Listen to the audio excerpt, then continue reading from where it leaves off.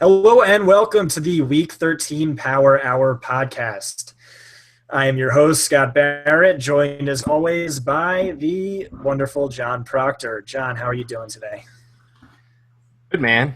I'm ready to talk about Taylor Gabriel again. Oh, it's gonna be fun. Joining us today, we have a very special guest, the currently kimono adorned, ginger bearded Tyler. Yeah, Is that your name? How are you doing, Tyler? I'm ready to talk about Taylor Gabriel again. Oh, it's gonna be fun. Joining I'm getting an echo from someone right now. Currently kimono adorned, ginger bearded. One of us Tyler. has YouTube feed up. Yeah. Scott, Tyler. It's not me. What would this show be without technical difficulties? Tyler, can you pronounce your last name for me? Because Sure, Buecher as in the make Muppets. everyone drink. Buecher? It's Beaker as in from the Muppets. Is Beaker. it? So okay. So I did mispronounce it. That means everyone has to drink, for the record. That's one of our rules. It's literally the first time you pronounced something right in your life. So Tyler and I used to write together at numberFire. Johnny used to write there too. He was always one of my favorite writers. He still is. His articles all. You can read that every week. He also writes with Johnny at FantasyLabs as well. He's just a great guy to bounce ideas off of. Really funny. He was also one of our first ever listeners to this show, so he should get props for that as well. Tyler, what's up? What's going on? You want to talk about any of your articles or the kimono you're wearing? I'm doing pretty great. Happy to be on. It's been an honor. So far this season, I've been writing stuff for FantasyLabs, numberFire, and Rotoviz. Pumping out, I think, like 8 to 10 articles each week, just going through the grind. I'm ready to talk some Week 13, though. Week 12 kicked my ass. Yeah, so I was just talking about that before the show. For some reason, I just decided to put like all of me into chasing the championship qualifiers. Went all in on Drew Brees, Brandon Cooks, Michael Thomas double stacks, and lost a lot of money. Taylor Gabriel, Johnny, why don't you talk about that? Because you called it. You didn't want to be right, but you were right. Yeah, I didn't play GPPs last weekend just because family stuff and Thanksgiving and all that. I should have, because I would have won tons of money. Like a lot of the people I was on exploded. No, a few of them did. I mean, we had lots of bad calls on the podcast for sure. The entire community was really bad last week, but you would not have won money. Last week was nothing made sense. It was the worst. Yeah, although except Kaepernick made sense. I split Kaepernick and Carr and cash, so it was a break-even week for me. But it was definitely we loved Cap, and then we were supposed to make like 50 to 100 Drew Brees lineups, so we actually probably could have been profitable. Yeah, just didn't have a lot of time. I mean, we hit on some guys. There were definitely a lot of misses. Last week was kind of a lower scoring week where just nobody really hit that was a popular play. Even Kaepernick was. I used Kaepernick in 1 p.m. cash, and he was like 4 or 5% owned. So people just weren't on the plays that went off. It was just a weird week. Except for DJ. What about week 13? Want to talk about that week? This week? Yeah, let's do it, man. You want to dive right into it? Yeah. All right. All right. So, first game we got, which is like one of the most boring games on the slate. We got the Ravens, the Dolphins. I don't really like much in this game at all. I kind of like Jarvis Landry, which feels really gross. I know Scott has a running back he likes in this one. It's a pretty low total. I believe it's dropped a little bit. It's like 41. Ravens are slightly favored. not all that exciting. Who you guys like in this one? Nobody. That's why I've been quiet. Jay Ajayi, I kind of think that he's like a fade at 6,700. Baltimore's number one in run DVOA, but they've only allowed 200-yard backs, clips 20 fantasy points against them. I'm not really into him there at his price tag. Landry's at the cheapest price we've seen him this season, 5,400. But we've seen Baltimore just allow mediocre games to slot receivers. Like Eli Rogers has like a 19.3 game, Cole Beasley 16.9, and Quincy Enunwa at 15.3. It's not like a lot to like there. Ours is fairly, I don't know. He's a PFF's number 82 ranked cornerback. I'm not the matchup there, but I just don't think there's like a high ceiling with Landry. Yeah, I think Landry's like interesting on DraftKings because Parker probably doesn't play, but not really someone you want to use on FanDuel. He should avoid Jimmy Smith at least, and he probably Gerard Powers has been pretty bad this year. Steve Smith like just completely fell off last week, so you can tell. I don't know. It's Ravens are a weird offense, but I know Scott likes Kenneth Dixon, so I'll let him talk Dixon. I actually don't really like Dixon. I think I agree with you and that it's a committee backfield, but I also think that Dixon's going to get the majority of that work. He saw it last week. That was trending upwards into his direction every single week anyway. He's the better receiver for sure, probably the better runner. It's hard to tell with him coming back from that injury, but I was a big fan of him in college as well. Saw more snaps, more routes run than Terrence West last week. The matchup's not amazing. I mean, he's in play, but I certainly don't love him. Yeah, I don't think he gets goal line work. Someone just mentioned that in the chat too. I think that's probably still West. That always hurts a guy. Yep. You got. I mean, do we want to talk about this anymore, or just move on from this one? Parker, we should mention why he's really not in play, even though he had 8, 10, 6 targets the last 3 weeks, and he missed some time in last week's game. He said he's not playing because he probably won't play. Yeah. Well, the thing is, he said he was 100% ready to go. The coach said he was going to err on the side of caution with his status. Oh, I guess it's changed. From what I was reading from the beats yesterday, like he was like very unlikely to play. It might have changed, but he's definitely hurt. Yeah. I mean, here, let me pull up the Roto World blurb on him because I think it said that I think he said he was fine, and then the coach said he's gonna play it safe anyway. Yeah. Dolphins coach Adam Gase indicated Friday that he will err on the side of caution with Parker and protect Parker from himself, even if Parker says he can play against the Ravens. Okay, yeah. So it's looking like he's not going to play. And even if he does play, you don't like to hear that a coach is going to kind of limit him regardless of what the player says his status might be. So, yeah, I don't think there's much else in this game. Did you mention Ajayi in the worst possible matchup? Yeah, it's just a bad matchup for him. Doesn't catch passes.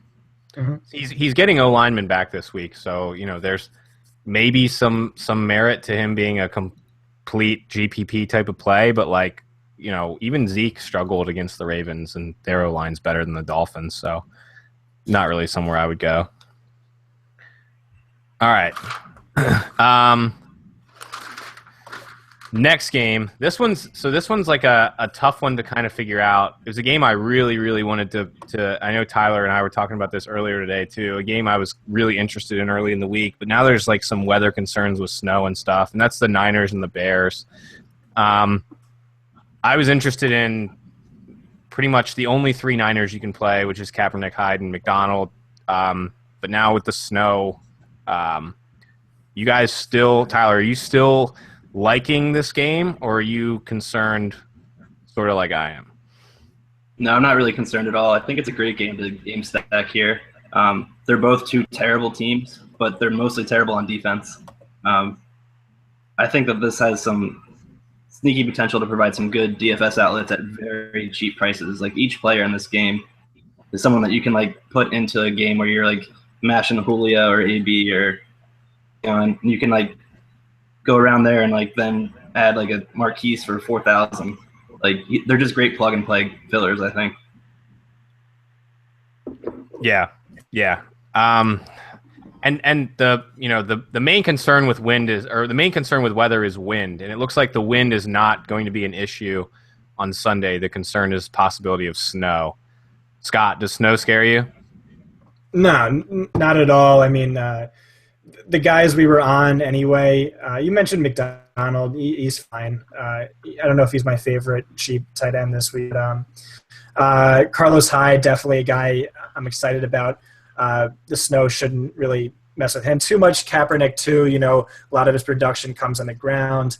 On the other side of the ball, Jordan Howard, another guy who kind of we've made fun of as a plotter on this podcast before, should be great in the snow. I think really what it comes down to is Vance McDonald and Marcus Wilson and Kaepernick. And I don't think I'm kind of have always been someone who underestimates weather, and it really hasn't hurt me too much, I think, throughout my DFS career. But yeah, so how much Colin Kaepernick do we want? Is he our definite cash game quarterback over the Matt Staffords, Drew Breeses of the world? So Kaepernick's a really, really good play. Breeze and Rodgers, I think, are the only other two quarterbacks I would consider in cash. Matt, there's like a reasonable argument to be made for Matt Barkley, but I don't think you have to do it this week. He was okay last week, but I think you can get your exposure to the Bears with Howard and Wilson. Marquise Wilson had 11 targets, and I think he probably sees 8 to 10 again. And he's the type of receiver that the Niners have really struggled with. They struggle with the big, fast guys on the outside, and that's pretty much all he does. And then Howard, the real question is Howard versus a couple of the other guys in that range. But San Francisco stinks against the run. Barkley's a quarterback. They're going to run the ball. He has 15 or more carries in 4 straight. He has 13 targets over his past 2 games. He's in a really good spot. Makes a ton of sense. Marquise Wilson makes a ton of sense. It's just so I'm surprised the over-under in this game is only 43. I think it feels like it should be a little higher. And it should definitely mention that Trevathan and Freeman are both out for the Bears, so they're missing sort of the entire interior of their defense. I think what makes both these running backs super exciting this week is you really can't expect them to get too much positive game script. When do you think the 49ers are going to ever again after this? Or when do you think the Bears are going to keep it close with any other team? So I think that makes them both interesting. We know the 49ers are the worst run defense in the NFL, at least from a fantasy standpoint. They play a ton of snaps. And what you mentioned with the injuries to Chicago's defensive line too. I kind of like both these guys a lot. And I think Hyde's someone who's going to fly super under the radar in tournaments. With Howard, I think really he's probably going to be one of the highest owned running backs. So it might come down to cash games for him. Tyler, what are you doing? I'm plugging them all in, to be honest. I like Cap, Hyde, Vance, 1 or 2 lineups running out Barkley just because he's 5K. Howard's someone I'm really into this week. He's averaging 0.19 tackles avoided per rush attempt, which is a better rate than Le'Veon and DJ. San Francisco, like you guys have said, is just crazy, allowing the most rushing yards, rushing touchdowns, and fantasy points on DK.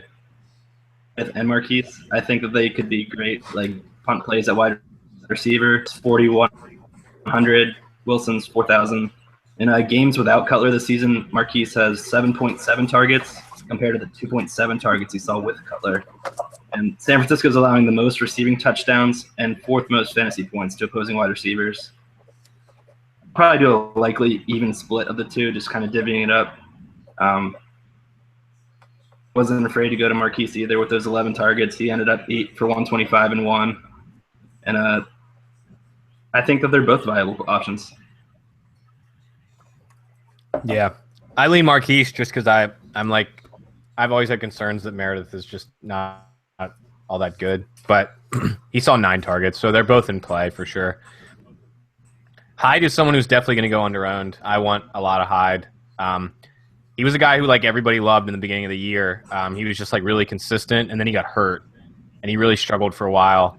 But he has 9 targets over his last 2 games, and 19, 13, 13, 14 carries.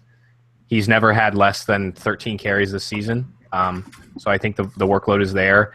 Cap is targeting him. The read option has been good for him the last 2 weeks.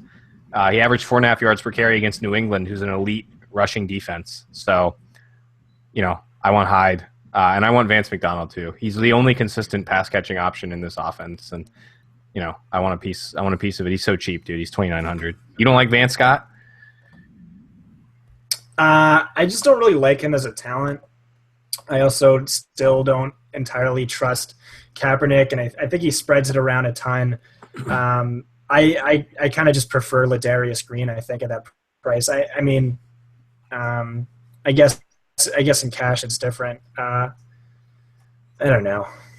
He's got 6 or more targets in, 5 straight, something like that, since Cap came in. Straight. Yeah. What's he done on that, though?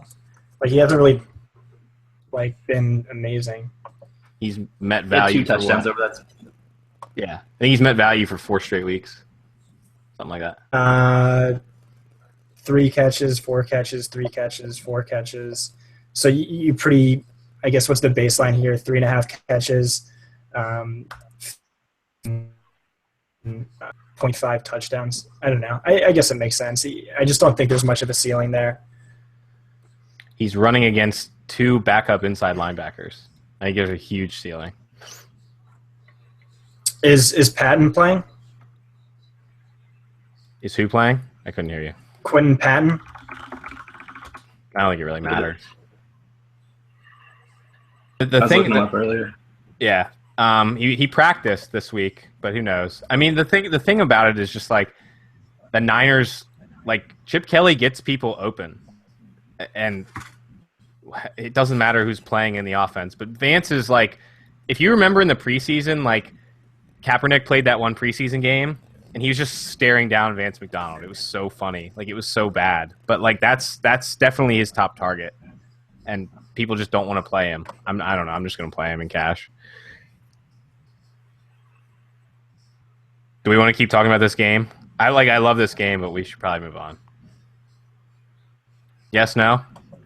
Yeah, we can move on. All right. Dude, my computer is insanely slow right now. I'm tilting. All right, so I can't access any of my dank stats. Yeah, well, good. It'll keep us moving. So the Lions at the Saints. So this is like the big game that everyone wants to talk about. I'm not playing Stafford at all. But I want Breeze. I want to try and fit Breeze in cash if I can. We'll see on DK. Don't think I can fit him on FanDuel, but I think you can on DK. What do you guys think? Oh yeah, I'm all about it. Breeze at home. I mean, he's the most expensive quarterback this week, $7,600. But Detroit's allowing the 4th most passing touchdowns, 5th most fantasy points, and ranks dead last in pass DVOA. 4.8 DK points per game at home, and hit that 300-yard bonus in 5 of 6 games at home. He's the most expensive, but man, you got to have some exposure to him. He's great for cash, but especially tournaments. Yeah, yeah. I mean, it's like he's at the Superdome.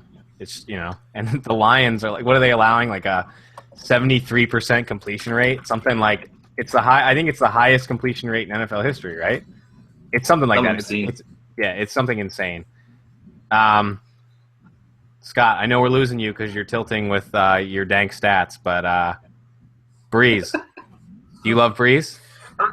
Yeah, I mean, it makes so much sense. He's fantastic at home. Everyone knows this. The Detroit Lions are giving up the highest opposing passer rating. Why aren't you on Stafford at the Superdome? So my concern with Stafford is like they do short passing. So they pass they don't pass down the field. I think like the lack of deep passing is just like a big negative for a quarterback's upside. Like you look at Cousins the other week, everyone watched that Island game and it would be like 6-yard pass, 6-yard pass, 6-yard pass, and then like 50-yard bomb for a touchdown. Like that's where like the value and the upside came from. But like the Lions don't do that. They throw like 6-yard outs to Riddick and to Tate and to Bolden and to Ebron. And Marvin, who's like the field stretcher, is not going to play. They just signed someone from the practice squad. Their other field stretcher is Andre Roberts, and he sucks. Like Stafford was targeting him during Thanksgiving, and the dude was like just fucking that game like in the ass. He was so bad. I don't know, man. I don't see like the deep passing upside for Stafford. I don't know. You dink and dunk down the field. It's not all that exciting. He hasn't been very good for like 6 or 7 weeks, and everyone wants to point to the matchups, but like, how many times can you blame it on the matchup when it's like 7 weeks in a row? I wouldn't blame average depth of target though here. I don't think that's really super relevant. Jared Goff had one of the lowest ADOTs of the week last week with 7.3 at the Superdome, and he threw for 150 yards and 3 touchdowns in the first half. So I don't think that's too much of a concern. Stafford has a 7.5 average depth of target. That's actually the same as Drew Brees this season. They both have a 7.5 average depth of target. It just comes down to efficiency with him, and we've seen where the receivers did a lot of work after the catch and racked up big games for him. I think he's a great play. Tyler, you want to be the tiebreaker? I'm leaning with Johnny here. I don't like this dink and dunk stuff we've seen from Stafford under JBC. You said he had 7.5 average depth of target, but that's like the 3rd lowest in the league this season. Like Alex Smith is at 7.0 there for reference. We haven't seen Stafford hit the 300-yard mark since week 3. He hasn't surpassed 20 fantasy points since week 6. He'll be forced to pass, but I'm looking elsewhere at 7K. I'd rather pay up for one of the studs that I'm looking in, like Aaron Rodgers or Big Ben. Like I'd rather pay up for those guys or just punt down at Kaepernick. Yeah. But Drew Brees has the exact same average depth of target. So should we be concerned about him? He throws a ton to the running backs. And Stafford doesn't to Theo Riddick? He does. But I think Brees still throws downfield. Without Marvin, I don't see them really throwing downfield much. They don't have any effective downfield pass catchers. Brees does. Cooks goes downfield. Thomas can go downfield. I don't know, man. I'm not playing Stafford. Brees is the better play for sure, but I think Stafford's the QB4. I think Stafford's a fine play. He's the QB4 on DraftKings. I think he's a bad play. I'd rather play Brees for 600 more. I'd rather play Rodgers for 300 less. I'd rather play Derek Carr than Matthew Stafford. Yeah, I wouldn't play Carr with the hand. I agree QB4 is kind of pricey on DraftKings. I do think he's going to go a lot lower owned than Brees. What about Tate? I like him a lot this week. Yeah. So, dude, I like Tate, Riddick, Bolden, and Ebron. So, like, that's the thing that benefits these guys is, like, they catch passes. They stack up the – So you like all the pass catchers, but you hate the quarterback? Yeah, because of the PPRs. Like, they have, like, PPR right. value. That's fair. Because they throw a lot. They just don't really go down the field, So the yardage isn't there, but they stack up the catches. And I think Riddick should be the running back on the field the entire game probably this game. I don't think we see a lot of Dwayne Washington. And then without Marvin, Tate, Bolden, and Ebron should all see more targets. And they're kind of priced down. They didn't get the price up like Stafford did. Mm-hmm. Tyler, what do you think about the pass catchers? Into Theo and Tate this week, I think like Stafford's low ADOT goes hand in hand with those two guys. Tate's averaging 9 targets per game over his last 6. Over his last 2 games, I mean, it's a small sample size, but with his last 2 games, he went 10 for 154 and a touchdown, and then 6 for 45 and 2 scores. I like Tate this week. And Riddick is another guy that I'm pretty interested in. New Orleans is allowing the 4th most receiving yards to opposing backs. Their linebackers are pretty garbage outside of Craig Robertson. Yes. So allowing the 4th most rushing touchdowns and the 6th most fantasy points. Riddick has 9+ carries in 7 out of his 9 games. I mean, he's getting some, but I think he's just almost like a glorified receiver that you can just throw in the flex spot there. Yeah, dude, and DVOA ranks New Orleans 32nd against pass-catching running backs. Like, you guys remember, like, Dwan Harris against New Orleans? Like, that was, like, so amazing watching people just, like, run into him and not tackling him. Like, the Saints are, like, bad at tackling. Like, they've been pass rushing well. They've been, like, the D-line has been playing better. But I still don't think they can tackle, and I think that's really big for Riddick and Tate. You know, those guys that are the tackle breakers in the open field. Scott? Yeah, no, I think that's an awesome call. Like those, I feel like we should mention Anquan Bolden too. I think that's one that's going to feel gross, but he has 9 targets in back-to-back games, and yeah, he's going to soak up all those end zone targets. Ebron also is probably going to go low owned after last week's 0-point performance.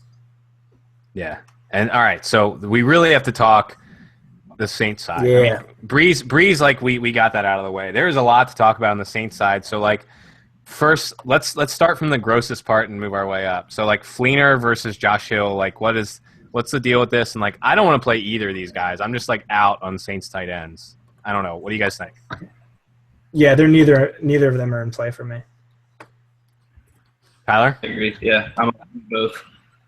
Okay. Yeah, it's Josh Hill. And maybe like minimal exposure, like 3% to both in GPPs if you're going to run out a bunch. But Josh Hill ran more routes than Fleener last week, saw more targets. But that was also like the first time that really happened, though kind of a trend was going in that direction. Just leads me to not really feel comfortable with either of them. Yeah. I'm just, like if you're running out 50 Drew Brees lineups, like sure, you want to put them in a couple of them. But like, if you're playing 10 lineups, I wouldn't Fleener or Hill. That's kind of where I'm at. Yep. All right, so let's talk Ingram Hightower quick. I think Ingram plays. I was hoping he wouldn't play, so we could play Hightower. But you look at Hightower, he's getting a little more work than Ingram, but like he's been bad. And Ingram's been amazing, but he's not getting a ton of work. Detroit's bad against the run, bad against pass-catching running backs, bad against just everything. You guys want either of these two? I want exposure to both, but I'm not like stoked about them. Yeah, I think that's the right answer. If Ingram is out, Hightower is a must-play for me, hands down. We saw Week 8 when Ingram got benched. He ran for 102 yards on 26 carries. In 2015, when Ingram was out, 21 carries, 80 rushing yards, 3 targets, 30 receiving yards, and a touchdown per game across 4 games. If both are in play, it looks like Hightower's been getting more work. Ingram's definitely been more efficient. In fact, he's been probably the most efficient running back since that original benching. Leads the league in yards per carry. Ranks, I think, top 3 in fantasy points per target. So he's been a great play. The issue is who's going to get that work this week, especially with him banged up. I really have no idea, and I think it's just a matter of kind of splitting ownership if you're running out a bunch of lineups. Tyler, are you leaning one specific direction? I mean, it's really hard to lean one way. Ingram hadn't practiced until Friday this week, and now he's in a questionable tag. So yeah, it's really hard to like just pinpoint one of these guys. But we've seen Ingram like go off since that benching. 95.5 rushing yards per game, 21.4 DK points over that period. It's interesting that Ingram split his touchdowns. He's got 4 receiving touchdowns, 3 rushing, and 8th in run DVOA and 32nd in pass DVOA, which, I mean, Ingram can score in either fashion. A person that you want to target at 6K. But if he's out, I mean, Hightower at 4,800 is going to be – he's got, in his last 5 games, touches of 27, 24, 10, 20, and 17. Fantasy Labs gives him a 20.6 projected ceiling. I think that's pretty high for a guy that's under 5K. This completely hinges on Ingram's status. That's what it really boils down to.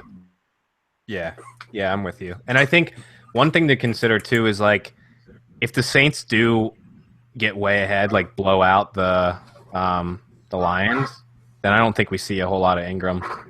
I struggle to play guys who are banged up and who could get pulled from a game when someone's a heavy favorite, and the Saints are 6-point favorites now.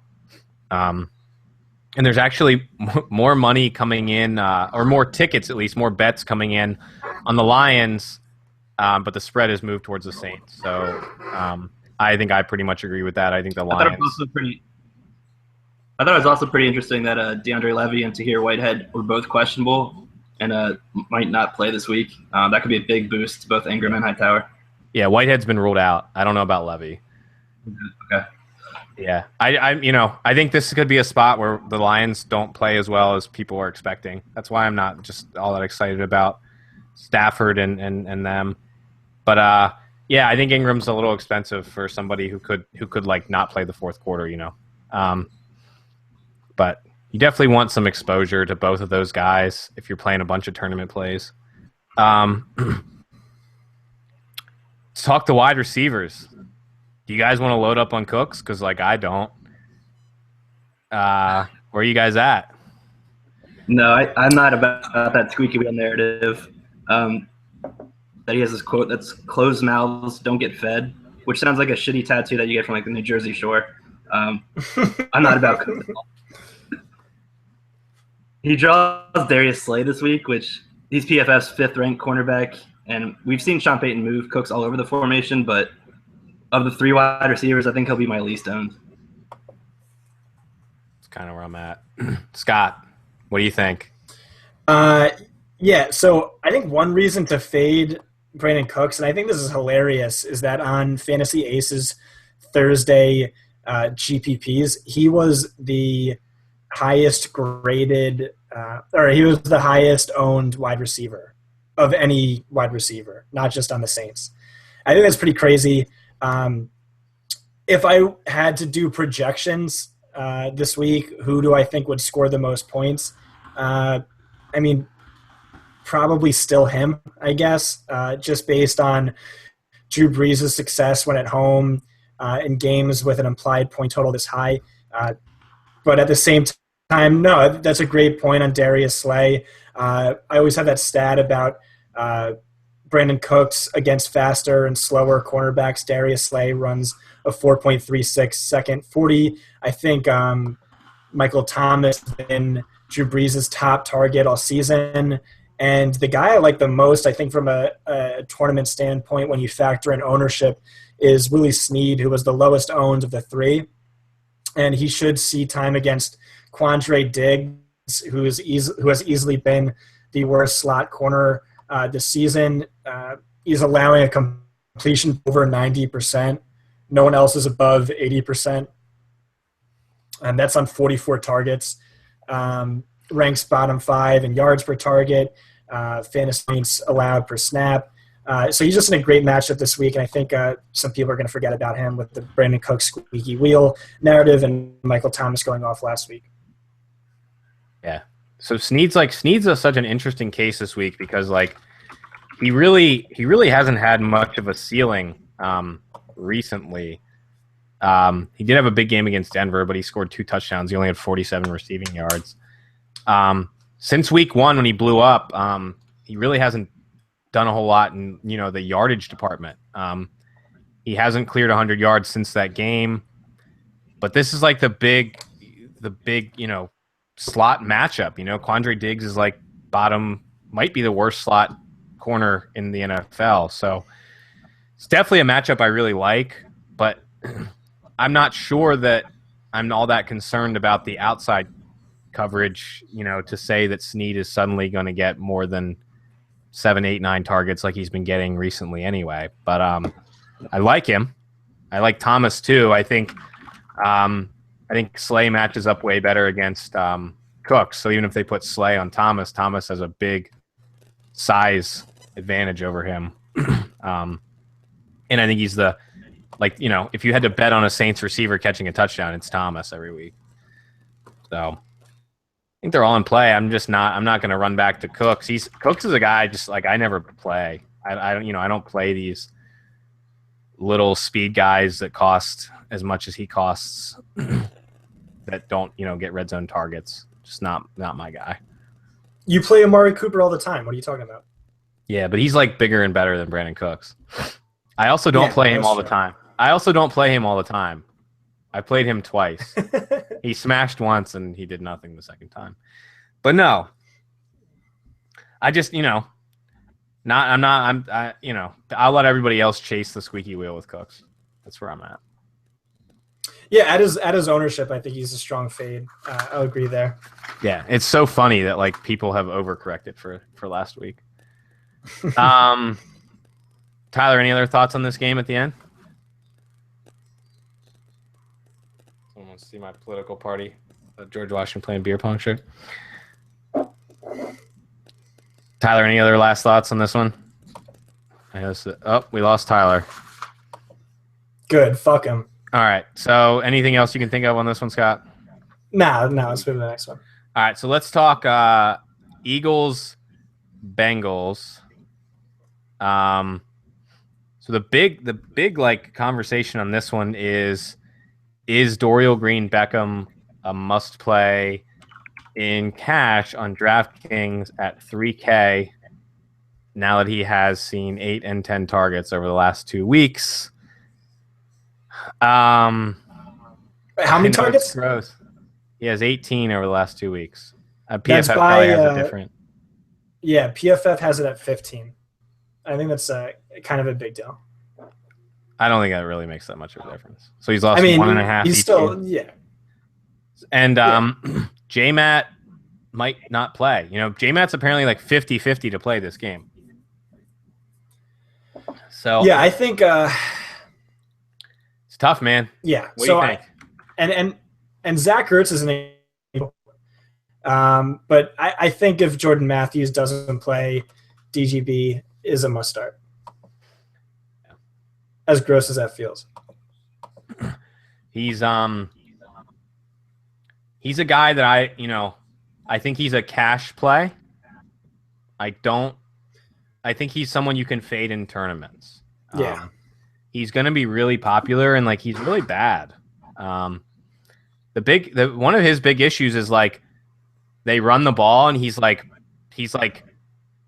blocking in the wrong places and like he's not blocking. They throw a screen pass and he's blocking like before they throw the pass and like he gets a penalty and he doesn't know where he's supposed to be. He's a guy. He's like one of those guys that could get benched at any minute, but I don't know who they bench him for. There's like nobody else on the team. But he's definitely someone who could get. Huh? What's the difference in price between him and Marcus Wilson? It's 1,000. Yeah. Really? Yeah. I mean, he's definitely a saver. He could definitely see similar targets to Marquise Wilson.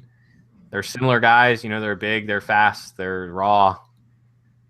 Cincy has not been good on defense this season. They're like okay against the pass. Adam Jones will probably cover him a lot. I don't know. It's not a great matchup. He's played better recently, but he's 3K, I don't know. I'm I'm probably going to play him in cash and then hate myself when he gets completely blanked. So, sound about right? Here's the thing. Let's assume Jordan Matthews doesn't play.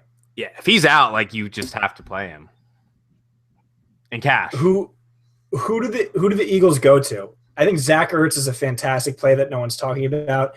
Factor in those PFF targets he's at targeting, or he's the lead target for the past few weeks. Nelson Aguilar, PFF's worst graded wide receiver. One of these preseason guys. I don't really see them blowing up. They definitely don't at least have the same familiarity DGB does with Wentz. I don't know. What about the running backs? Are you on Wendell Smallwood this week? No, I won't play Smallwood. So, like, the thing about Smallwood is, like, he's gotten priced up, and he's like people want to believe in Smallwood, but he's not really being used in the passing game. I guess he's not as good. He's not as good as Ryan Matthews. If you want to use an Eagles running back, it's Sproles, but I'm probably not going to play any of them. They're using all their guys. They're cycling through.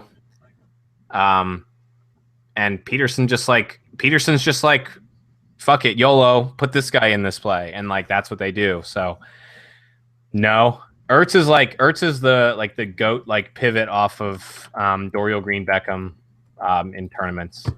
He could see, like, 12, 13, 14 targets this week, and it wouldn't shock me. You want exposure to Beckham, Dorial Green Beckham. He's definitely a cash game play. I wouldn't be, like, overloaded on him on tournaments. He's going to be really popular. He's probably like a 20, 30% ownership type of guy who's, like, a bad football player. That's always, like, a scary thing. I'll probably be a little under the field on him in tournaments. And then on the other side of the field, like, let's talk Jeremy Hill. Like, I think he's, like, a must start in cash games on DraftKings. He's harder to play. So the funny thing is that I don't know, not a lot of people are on him this week, and you and I both kind of just immediately were like, let's die on Jeremy Hill this week. And I'm looking at PFF's rankings for him. They have him as RB 22, 24, 25. I have him way, way, way higher than that. This just goes back to a lot of the work I did during the offseason on bell cow risks and what happens to a depleted running back depth chart is guys see more volume. They see more snaps, carries, and targets. That's exactly what you're looking for at the running back position, more so a lot of times than even talent. Look at what happened last week. He missed time with an injury in the middle of the game, still saw a season high in targets, second highest percentage of the carries since week 2, I believe it was.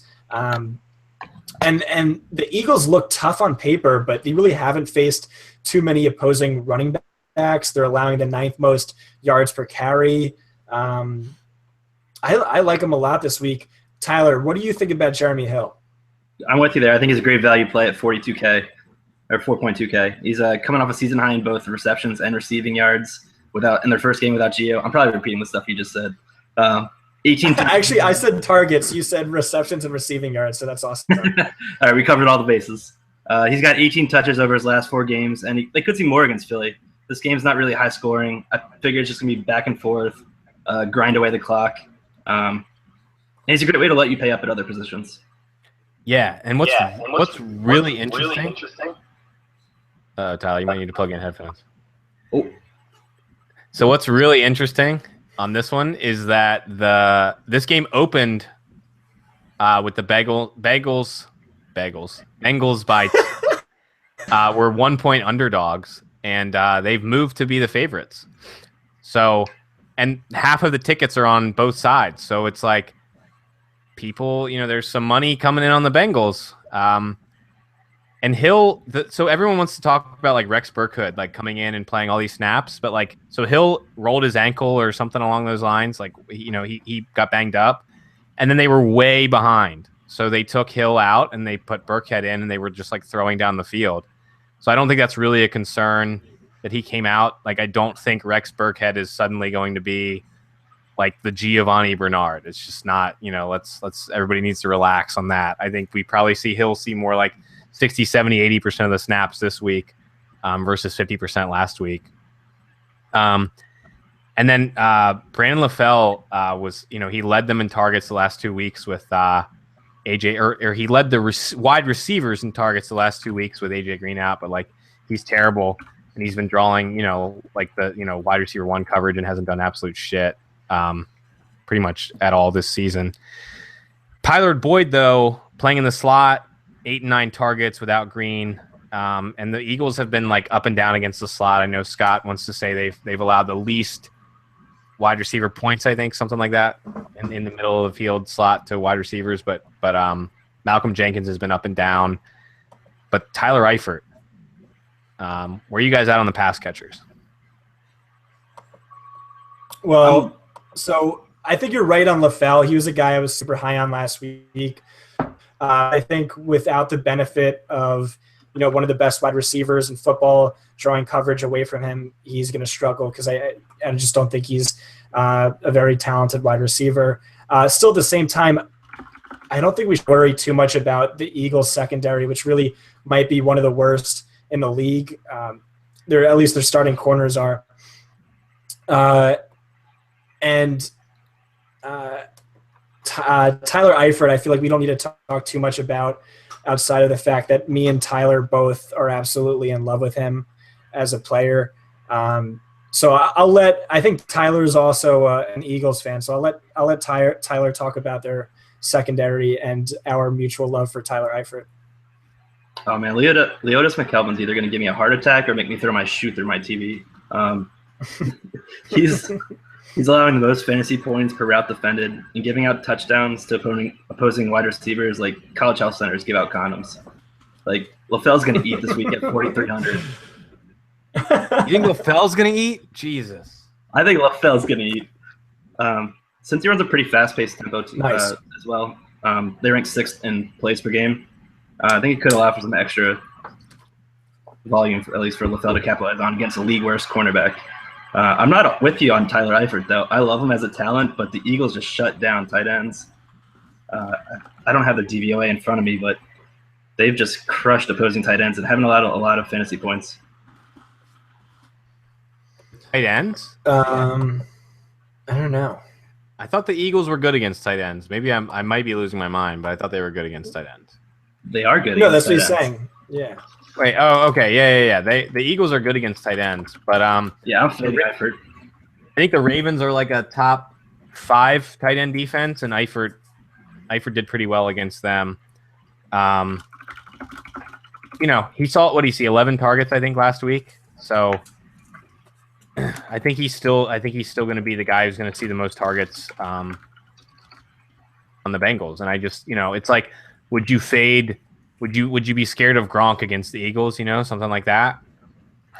I think Eifert's up in that category. I don't know. Yes. No, I mean, like, you're not playing him in cash. Really, what it comes down to is tournament plays. And he was low owned on Fantasy Aces on Thursday, and he's that guy who kind of performs independent to whatever matchup he has. We've seen him smash against good teams that are good against tight ends and perform poorly against teams that are bad against tight ends. He's just that guy who I think he's going to get possibly lead all tight ends and targets this week, or at least come close to it. There's one tight end I prefer a lot more, but he's going to be low owned. He always has that multiple touchdown upside. He's going to be their top target in the end zone. And I just think he's probably the most talented tight end in the league besides Jordan Reed and Rob Gronkowski. I don't know. All right, that feels like a gut call, though, not a stat-based call. I found it. So the Eagles have a lot. The Eagles are second best against tight end, which Pat just said, points per game, second least. But they have allowed 3 touchdowns, and they allow 10 yards per reception to tight ends, which is like not not that low in yards per reception, but been good. But the Ravens are allowing 8 yards per reception to tight ends, so the Ravens have been better against tight ends to some degree, and he did some work against them, so definitely a tournament play. I definitely like him in tournaments, especially because if people are looking at like DVOA, they're going to see that like the Eagles are like 3rd against tight ends, so people aren't going to play him. Thoughts? I'm avoiding him entirely, man. Like the Eagles, the Eagles have allowed 1 tight end to go over 50 yards this season. The highest amount of fantasy points they've given up is 13.6 to Jimmy Graham. I'm just avoiding. At that price tag, I'd rather have Jimmy Graham or Travis Kelce. I don't really want to pay up for him here. Eifert. I'm probably going to be overweight on the field for Eifert. I don't know. I'm just a sucker. I'm a sucker for tight ends getting 11 targets. I could be wrong, but I'm not gonna have any of them. I don't know. I don't. Eagles have good linebacker and safety play, but I think Tyler Eifert's that elite that I'm okay rolling him out there for 5,300. If Jordan Reed was 5,300 against the Eagles and Deshaun Jackson was not playing, would you guys play him? I think so. So I'm gonna play Eifert. This is like, it's super tricky because we think Cincinnati's wide receivers stink, and we know Philadelphia's cornerbacks are the worst. And we like Eifert, and we think he's going to get a lot of targets, but we know that the Eagles are good against tight ends. Maybe just this is like a dumpster fire kind of situation where we just avoid. I don't know, instead of wasting shares on anyone. No, I definitely don't I'm not saying like load up on Tyler Eifert, but I think he's like, he's a guy that's probably going to be like 4%. Like I'm okay having 10%, that kind of thing. Yeah. By overweight, I mean just like I'm gonna sprinkle him in and have a little more than the field. I guess. Yeah, no, I like that. Can we jump to let's move on. Favorite tight end. Your favorite? Who's your favorite tight end? Let me tell me what game that is. That's a late game. And that's a late game. All right. We'll go. Let's talk Texans. Let's talk Texans Packers so we can talk Aaron Rodgers. People are talking Brock Osweiler this week. I'm not going to play him. Packers defense though is like legitimately bad. Quarterbacks smash them. Wide receivers smash them. I've seen talk of DeAndre Hopkins and Cash not doing it. I think Will Fuller is a tournament play. I like C.J. Fedorowicz. Love Aaron Rodgers. What do you guys think about this one? I think this is an interesting one. The Packers probably should blow the Texans out. I was really into this game, with especially Rodgers here in Cash to start the week. But as we move closer to the game, it looks like the weather's going to be 33 degrees. It's going to be a 50+% chance of rain/snow. 9-mile-per-hour wind. That's not really a concern, but the rain/snow kind of puts a damper on Rodgers for me. But it's the lowest he's ever been priced on DK, 6,700. And he'll likely get overlooked this week, I think, with all the other great matchups. We've seen Green Bay leads the league in red zone pass play percent because they have no running backs to lean on. And because of that, Rodgers has been involved in 31 of their 32 touchdowns. Weather's the biggest concern here to me. And it's moved Rodgers now from a cash game option to GPP for me. Really? Oh, okay. Maybe I'm just getting over concerned here with the weather, but yeah. Jadeveon Clowney is out. Pat just said it in chat, and I just looked. He's out. I don't know, man. I'm not concerned about cold for Aaron Rodgers. I mean, he plays like it's fucking frigid every time the dude plays, right? I mean, at home, I think it being cold is probably an advantage for Rodgers versus the defense that he's playing against. He's played in snow plenty. If there's no wind concerns, I'm not that concerned about it. I don't know, man. Rodgers is like, he's too. The only concern for me is the injury. You know, he was wearing the padding last week. You know, he wasn't he wasn't running quite the same he was. You know, he averaged 4 yards per carry last week, and he was he's been like 11, 9, 7, 10. the weeks before that. I don't know, man. Rodgers is way cheap on DraftKings for what he's been doing. What does he have? 26 DraftKings points for like 5 straight, something like that. I like him. He's finished as one of fantasy's top 3 quarterbacks in 5 of his last 6 weeks. He has 5 of the top 45 fantasy weeks among quarterbacks this season, with 4 of them coming over his last 5 games. He leads all quarterbacks in almost every stat over the last 5 weeks. He's fantasy's QB1. He's on pace for a top 5 fantasy season all time among quarterbacks. And the fact that he's priced this low just really makes no sense whatsoever, even though Houston is much better against the pass than they are against the run. I still think he's a really strong play. Yeah, without Clowney, man, I don't know. I just don't see them being able to do a whole lot. But Matt Oberst in chat just made a good – I hope I'm pronouncing his last name right. Made a good point. Fuller has very small hands, and it's really cold. Honestly, though, that's like – you know, you got little hands catching a ball in cold weather. That's like – I didn't even think about it, but that's definitely something that we should probably think about, you know? Wait, why? We were never going to play Fuller. No, I think Fuller was somebody that people were going to play in tournaments, catching deep balls against the Packers like cannot defend against the deep ball. Wouldn't that only work if you're a quarterback, though? What do you mean? I don't know. When you're you have small little fingers trying to catch a ball in the cold weather when you can't feel your fingers? I don't know.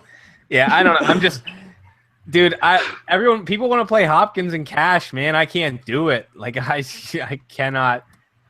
Can I just say about Brock why you're not going to play him is like, yes, he has an amazing matchup, but if you look at like him this entire season, he's had great matchups before and he's stunk. And if you looked at it from the other side, like if you look at the Patriots have allowed like 5 top 3 games to like guys who've stunk all season, like Carson Palmer, whatever.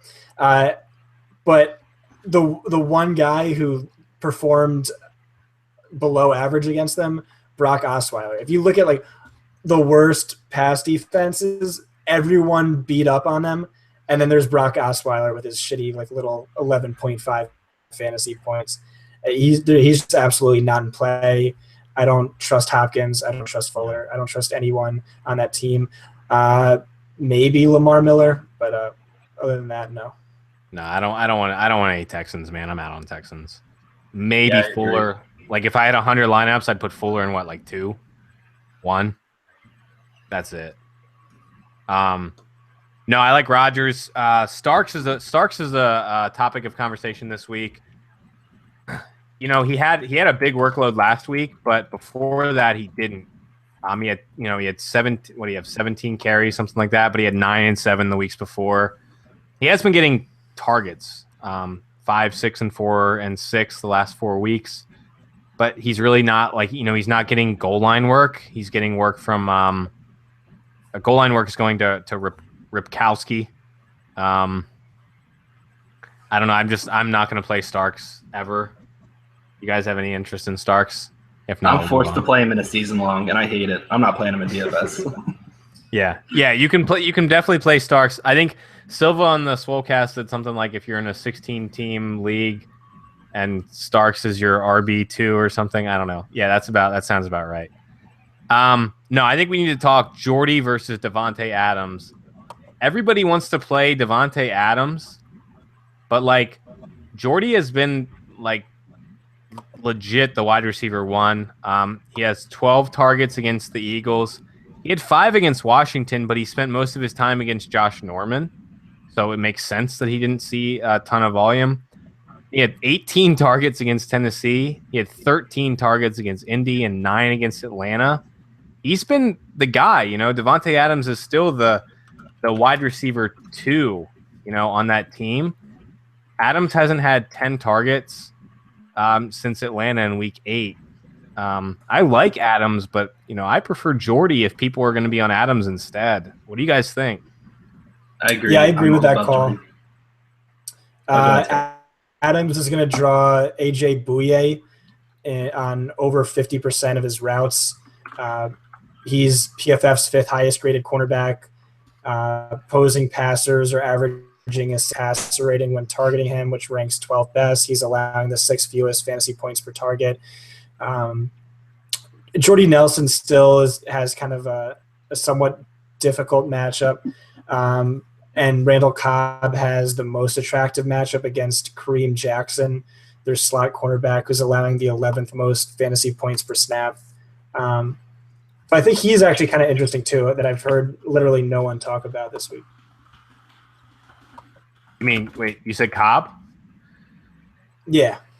Yeah, I mean, Cobb's interesting in the fact that he draws a decent matchup. I think Cobb would make more sense if Clowney was playing and Houston would be able to rush the passer. But he's had 7, 5, 8, 2 targets. He had 15 against Chicago, but he had a ton of targets and they've just completely fallen off. And Adams has taken over as the wide receiver 2. Yeah. The problem is Houston's outside corners are really good. AJ Bouye and Kevin Johnson both ranked top 15. And Jonathan Joseph was one of our highest graded cornerbacks last season.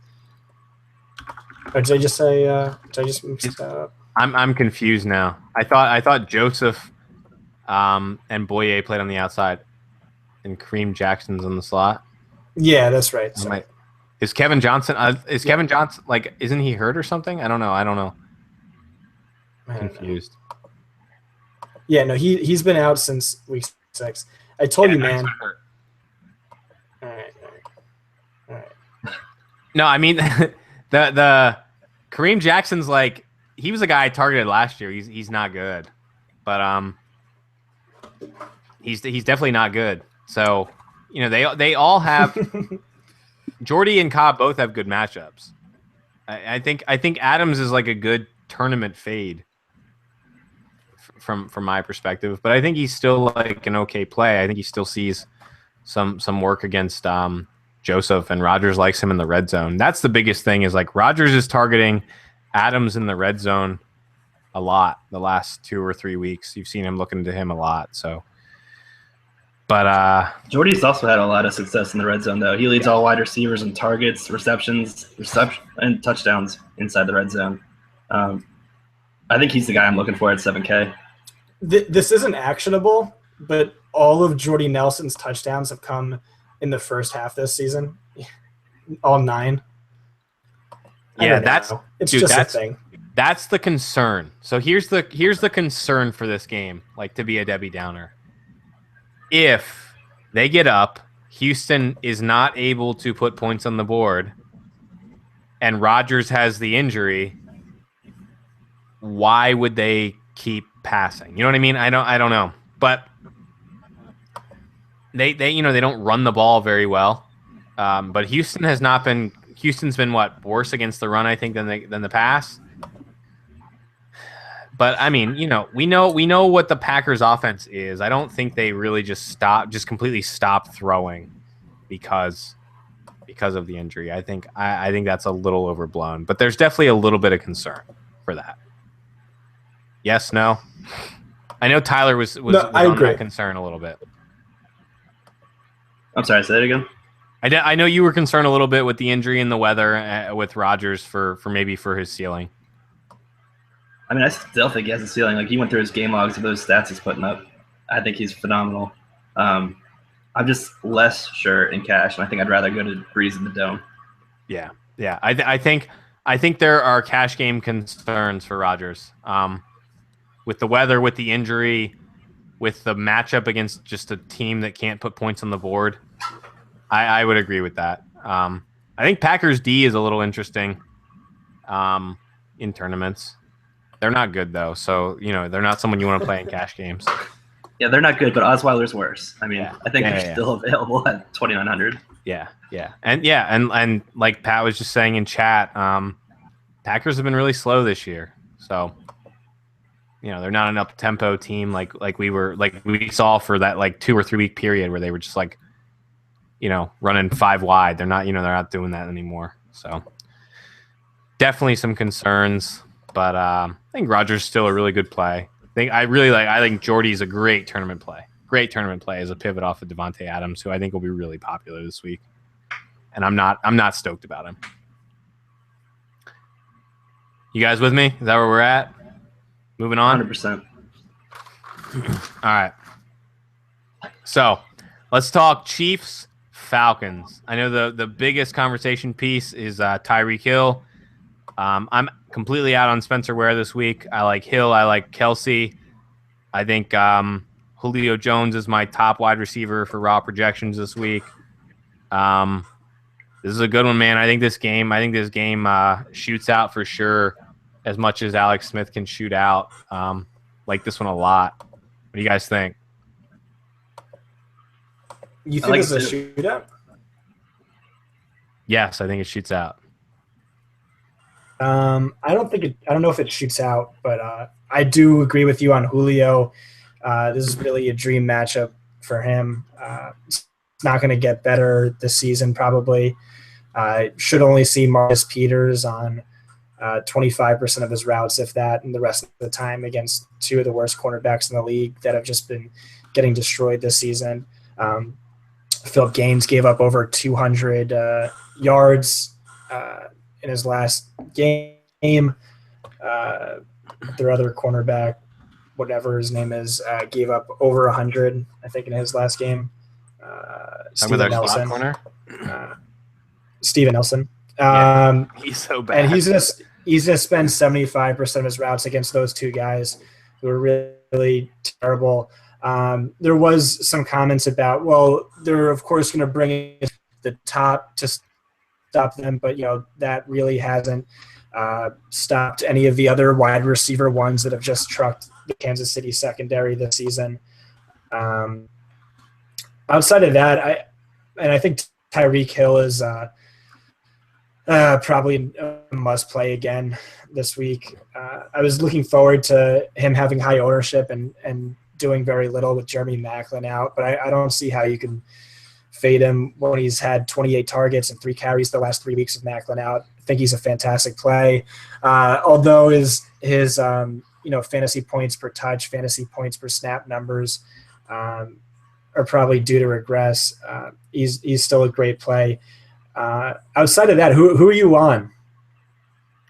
Dude, why don't you think this shoots out? That's what I'm confused about. I think if Falcons score like early and easy. I have no trust in the Kansas City offense. No, I'm okay. But you think Kansas City will be trailing, correct? I think what? I'm saying I don't think Kansas City will be able to like run and control this game, or the Falcons are running and control this game. I think there will be passing in the sense that the Chiefs will have to throw. I think they're going to be playing catch up for sure. I don't know if it's going to be a super close out. I think the Falcons are going to win pretty convincingly. Here's what's the spread on this? Like 6? No, 5.5. Yes, Here's it's 5.56, something like it. Here's my thing. If the Chiefs can throw on the Broncos, which they did, I think they can throw on the Falcons because they're fucking terrible. Like they don't play passing defense, man. They're missing Trufant. They're missing a pass rusher. They have not been good against the pass all season. I don't know why. Why are they going to suddenly be better than they have been all year? They're like really bad, man. Yeah, I agree. I think that we'll just definitely see some big plays from Kansas City in the second half with them playing catch up. Kelsey's a guy I'm really into at 4,700. He's averaging 9.4 targets over his last 5 games with 300-yard outings over that span. Atlanta's given up the 4th most touchdowns and 6th most fantasy points to opposing tight ends. And with no Mac on there, Kelsey should eat in the second half. It's going to be Atlanta getting out to an early lead with Ryan and Julio and just nursing it with Freeman there. KC has no Dontari Poe. I could see a lot of Freeman in the second half, just picking up rushing yards. He's averaging 17.6 touches per game and Kansas City is allowing a ton of receiving touchdowns to opposing running backs, a league high 5 receiving touchdowns. I think Freeman's a great play too. Yeah. Here's the thing. So my issue with the running backs there is I just think it's going to be a super frustrating committee. Tevin Coleman's return kind of has me nervous. Freeman saw a lot more of the work last week, but that was also Tevin Coleman's first game back. Kelsey is the one I really want to talk about here, and what I was waiting to get at. He's just been super disappointing for much of the season, except for the last 2 weeks. Really, if you look back, what was it? Maybe 8 games ago, he had 23 yards, then 32, then 24. Then he broke out, had 101 yards and a touchdown on 10 targets, then 58, then 31. And then the last 2 weeks, he had these 2 100-yard games. This was with Macklin out. I remember week 10 when he did nothing with Macklin out. He saw 6 targets, had 31 yards. Johnny was saying to drop him in all your redraft leagues. And then he came back and he posted these 2 100-yard games. He had 24 targets over this stretch. How much are you buying this, Johnny? So I feel like we have to. Dude, I was so out on Kelsey. And mainly because it was the target volume. He saw 3 targets in 2 games where shootout type games. And then but the last 2 weeks, they've really committed to using him. So you gotta be back on the train. 9 and 15 targets is like insane for a tight end. He's gonna hit value. He's a great play at 4,700. Falcons are they have a weak linebacking group. They're slower. They don't present a big concern for tight ends. Not that concerned about them, and that's what they're bad against is they're bad against these gadgety type players. They've been bad against that all season. Bad against running backs, and tight ends catching the ball. I like Kelsey. I like Tyreek Hill a ton.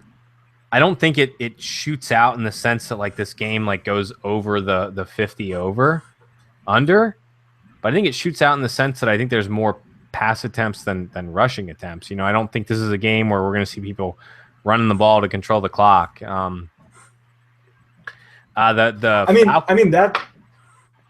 right. But you made it seem like the Chiefs smashed Denver through the air when they only threw 220 yards and a touchdown. We've seen Kansas City fall flat against bad. We've seen them in an overtime game, right? We've seen them fall flat against really bad pass defenses. He threw for 127 yards against the Colts, only 178 against the Panthers. But Kelsey, I think you're right in that they're going to be passing and playing catch up. Here's the thing: Kelsey had 101 yards against the Colts. No, I'm talking about Alex Smith.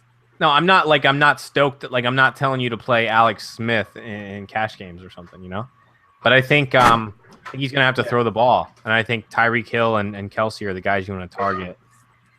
I don't know. Pat mentioned Ware in the chat. I can't get behind Ware. I just don't see them having much opportunity to run the ball. Tyreek Hill's, they're using him in the screen game.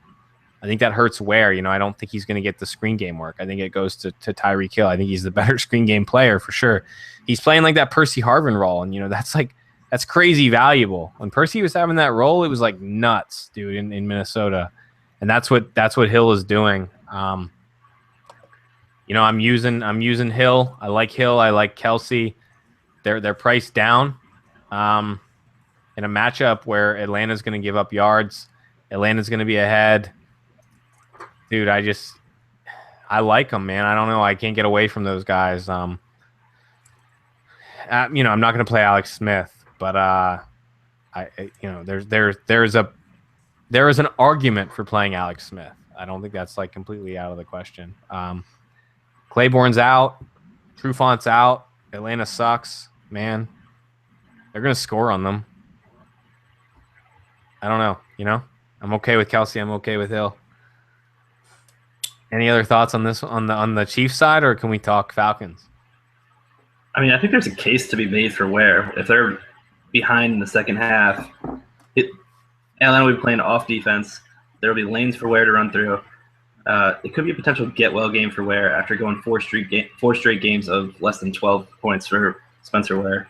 I think the reason why he went less than 12 points, though, is because of this kind of like Tyreek Hill role where they're kind of manufacturing touches to him. And they're also getting inexplicably Charkandrick West more involved in the passing game. I don't want them possibly trailing in the second half as I can't really get behind that as an argument to play a running back. Like, wouldn't it make so much more sense for him to be – wouldn't you rather him running with a lead? I don't know. See, here's the thing, though. Like, Atlanta ranks 26th in run DVOA. They're allowing a ton of receiving work to opposing running backs. I know Ware's not really that guy that we're looking for, but he does get some action there. And Atlanta's given up the second most fantasy points to running backs. They're allowing the third most red zone trips to opposing offenses. I think if in the goal line, Ware has a chance to score and just get points there. I'm not saying like he's a great play or anything, but I think I might have a couple dart throws with him. 6,400 is a weird price tag, though. Like, I'd rather pay up for other running backs or down at some sub 6K guys. Yeah. I don't know. I'm probably biased because Ware just like tilts me whenever I play him because I play him a lot and he just never does fucking anything. But yeah, no, I think this is a game to like everyone wants to target like the Detroit game with New Orleans, and there's definitely a possibility this game scores more points. Not to say that like it's a lock to score more points, but it's definitely possible. You should consider that there's 80% of bets on the over for the Lions, Saints, and the total's gone down. Only 20% of tickets on the under, and it's going down. So this is a game that's going up. Matt Ryan against the Chiefs passing D. So the thing about like everyone wants to say, D Ford and Justin Houston are both going to be in, Tamba Ali, yada yada. Like Falcons just protect Matt Ryan. They run multi-tight end sets. That's why I'm not on Taylor Gabriel this week. So they run multi-tight end sets. They keep him protected. It's going to be Julio and Sanu on the outside a lot with a lot of multi-tight end sets. I don't think Taylor Gabriel sees a ton of snaps this week because the Chiefs do rush the passer really, really well. So I don't think we see the Falcons running a lot of 3 wide receiver sets this week. They are a matchup-based team. Kyle Shanahan plays according to what the other team gives him. He's going to put Sanu on Marcus Peters. He's going to put Julio Jones on Phillip Gaines, and he's going to throw bombs to Jones. He's just going to smash Phillip Gaines' life. The guy's going to retire after this game. What do you guys think? I wrote like a similar note.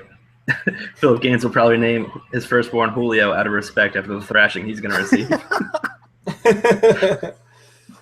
To Julio's the nuts. Just play it. There's no reason to fade him.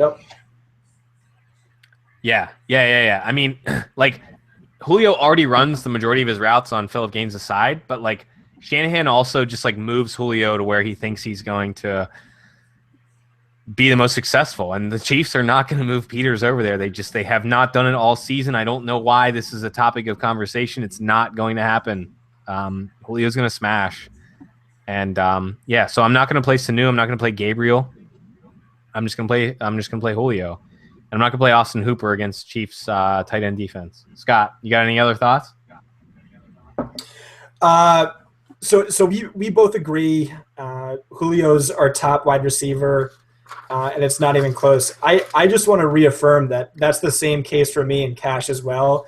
I know he's had, 3 games with like less than 30 yards or something crazy, and Mike Evans has been this sturdy, dependable rock. Are either of you guys going to make the case for Evans over Julio and cash this week? No, we'll talk Evans. I like them both, but I'm on Julio if I had to pick. I do like them both. I think they're actually the top 2 plays for me. Yeah, I really like them. Yep. Okay. You guys want to move to the next game? Yeah. Yep.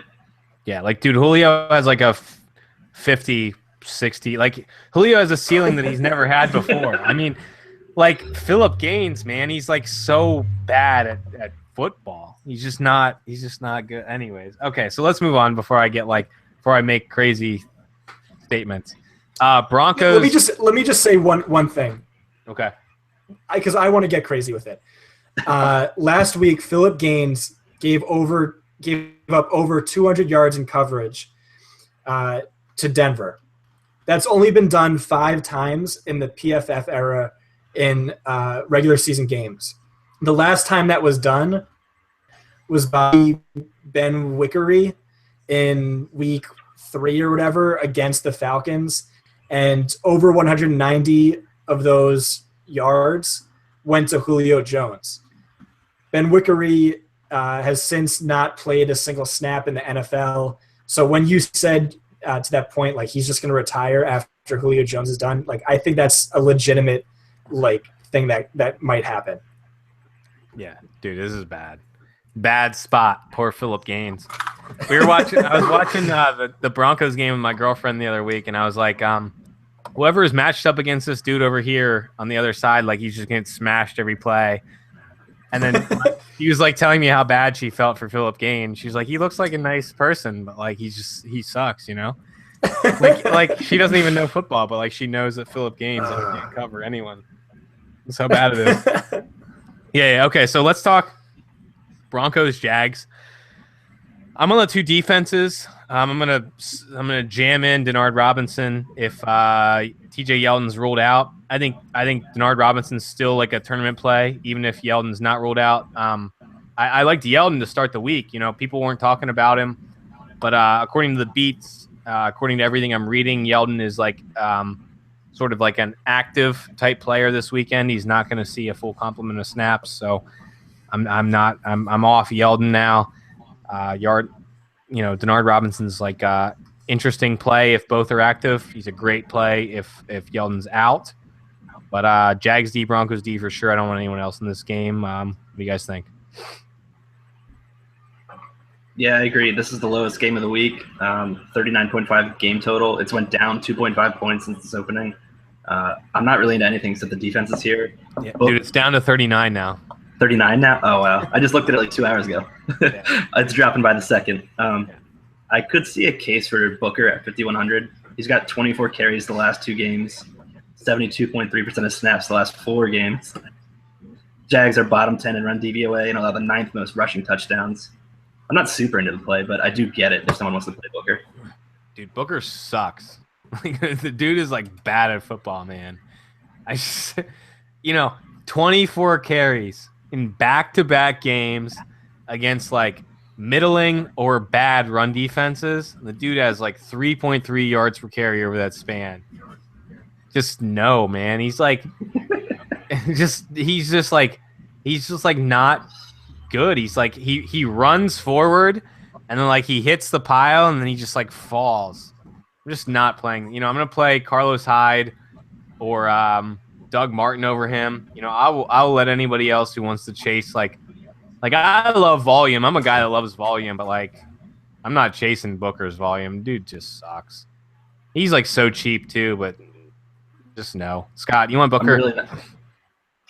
I kind of like Tyler's call. I think just on volume and price, it puts him in play. But your argument, you're not wrong. Like you're giving this guy like 28 touches and he gets like 10 DraftKings points or something. Like, no, just fuck that. You just sucked. I'm not doing it. I'm out. I'm not gonna fight you on it. People are talking about him. Like, I think he would be like a guy like, oh, he's a guy that no one's gonna play that like could get like 25 touches, under own type of deal. But just no, not with Paxton Lynch at quarterback.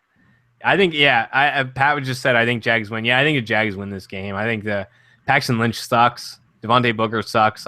No. I don't want any Broncos. I want Jags, man. You guys have any? You guys want to play any Jags other than Denard if Yeldon's dead?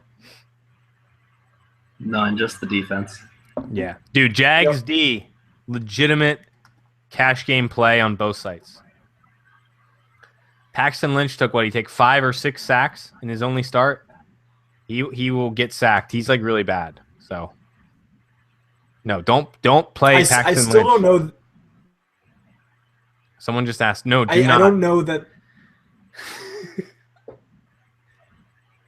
Go ahead, Scott. All right. No, that's it. You're right. Were you gonna say play Paxton Lynch? I hope not. No. I was gonna say I don't know that the Jaguars defense is a better play than Denver's defense. No, I don't think. Okay, so here's the interesting case for them. Denver defense is by far the best like raw point total play on the board. You know, they're playing against Blake Bortles. He's missing some guys. He's bad.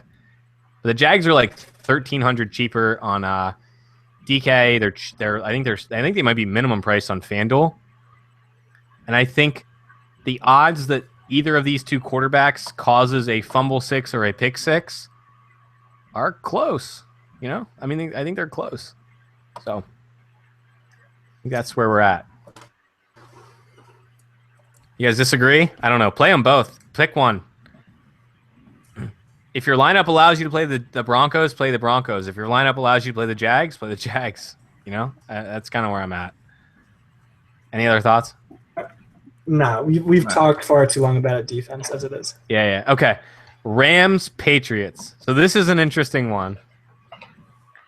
Oh, yeah. Yeah. I'm like in love with Kenny Britt again. I like Kenny Britt like Yes. There's a concern with Brady. The knee is a problem. He wasn't really throwing downfield the last week they played, but they have a huge. I mean, they're like 13-point favorites, I think.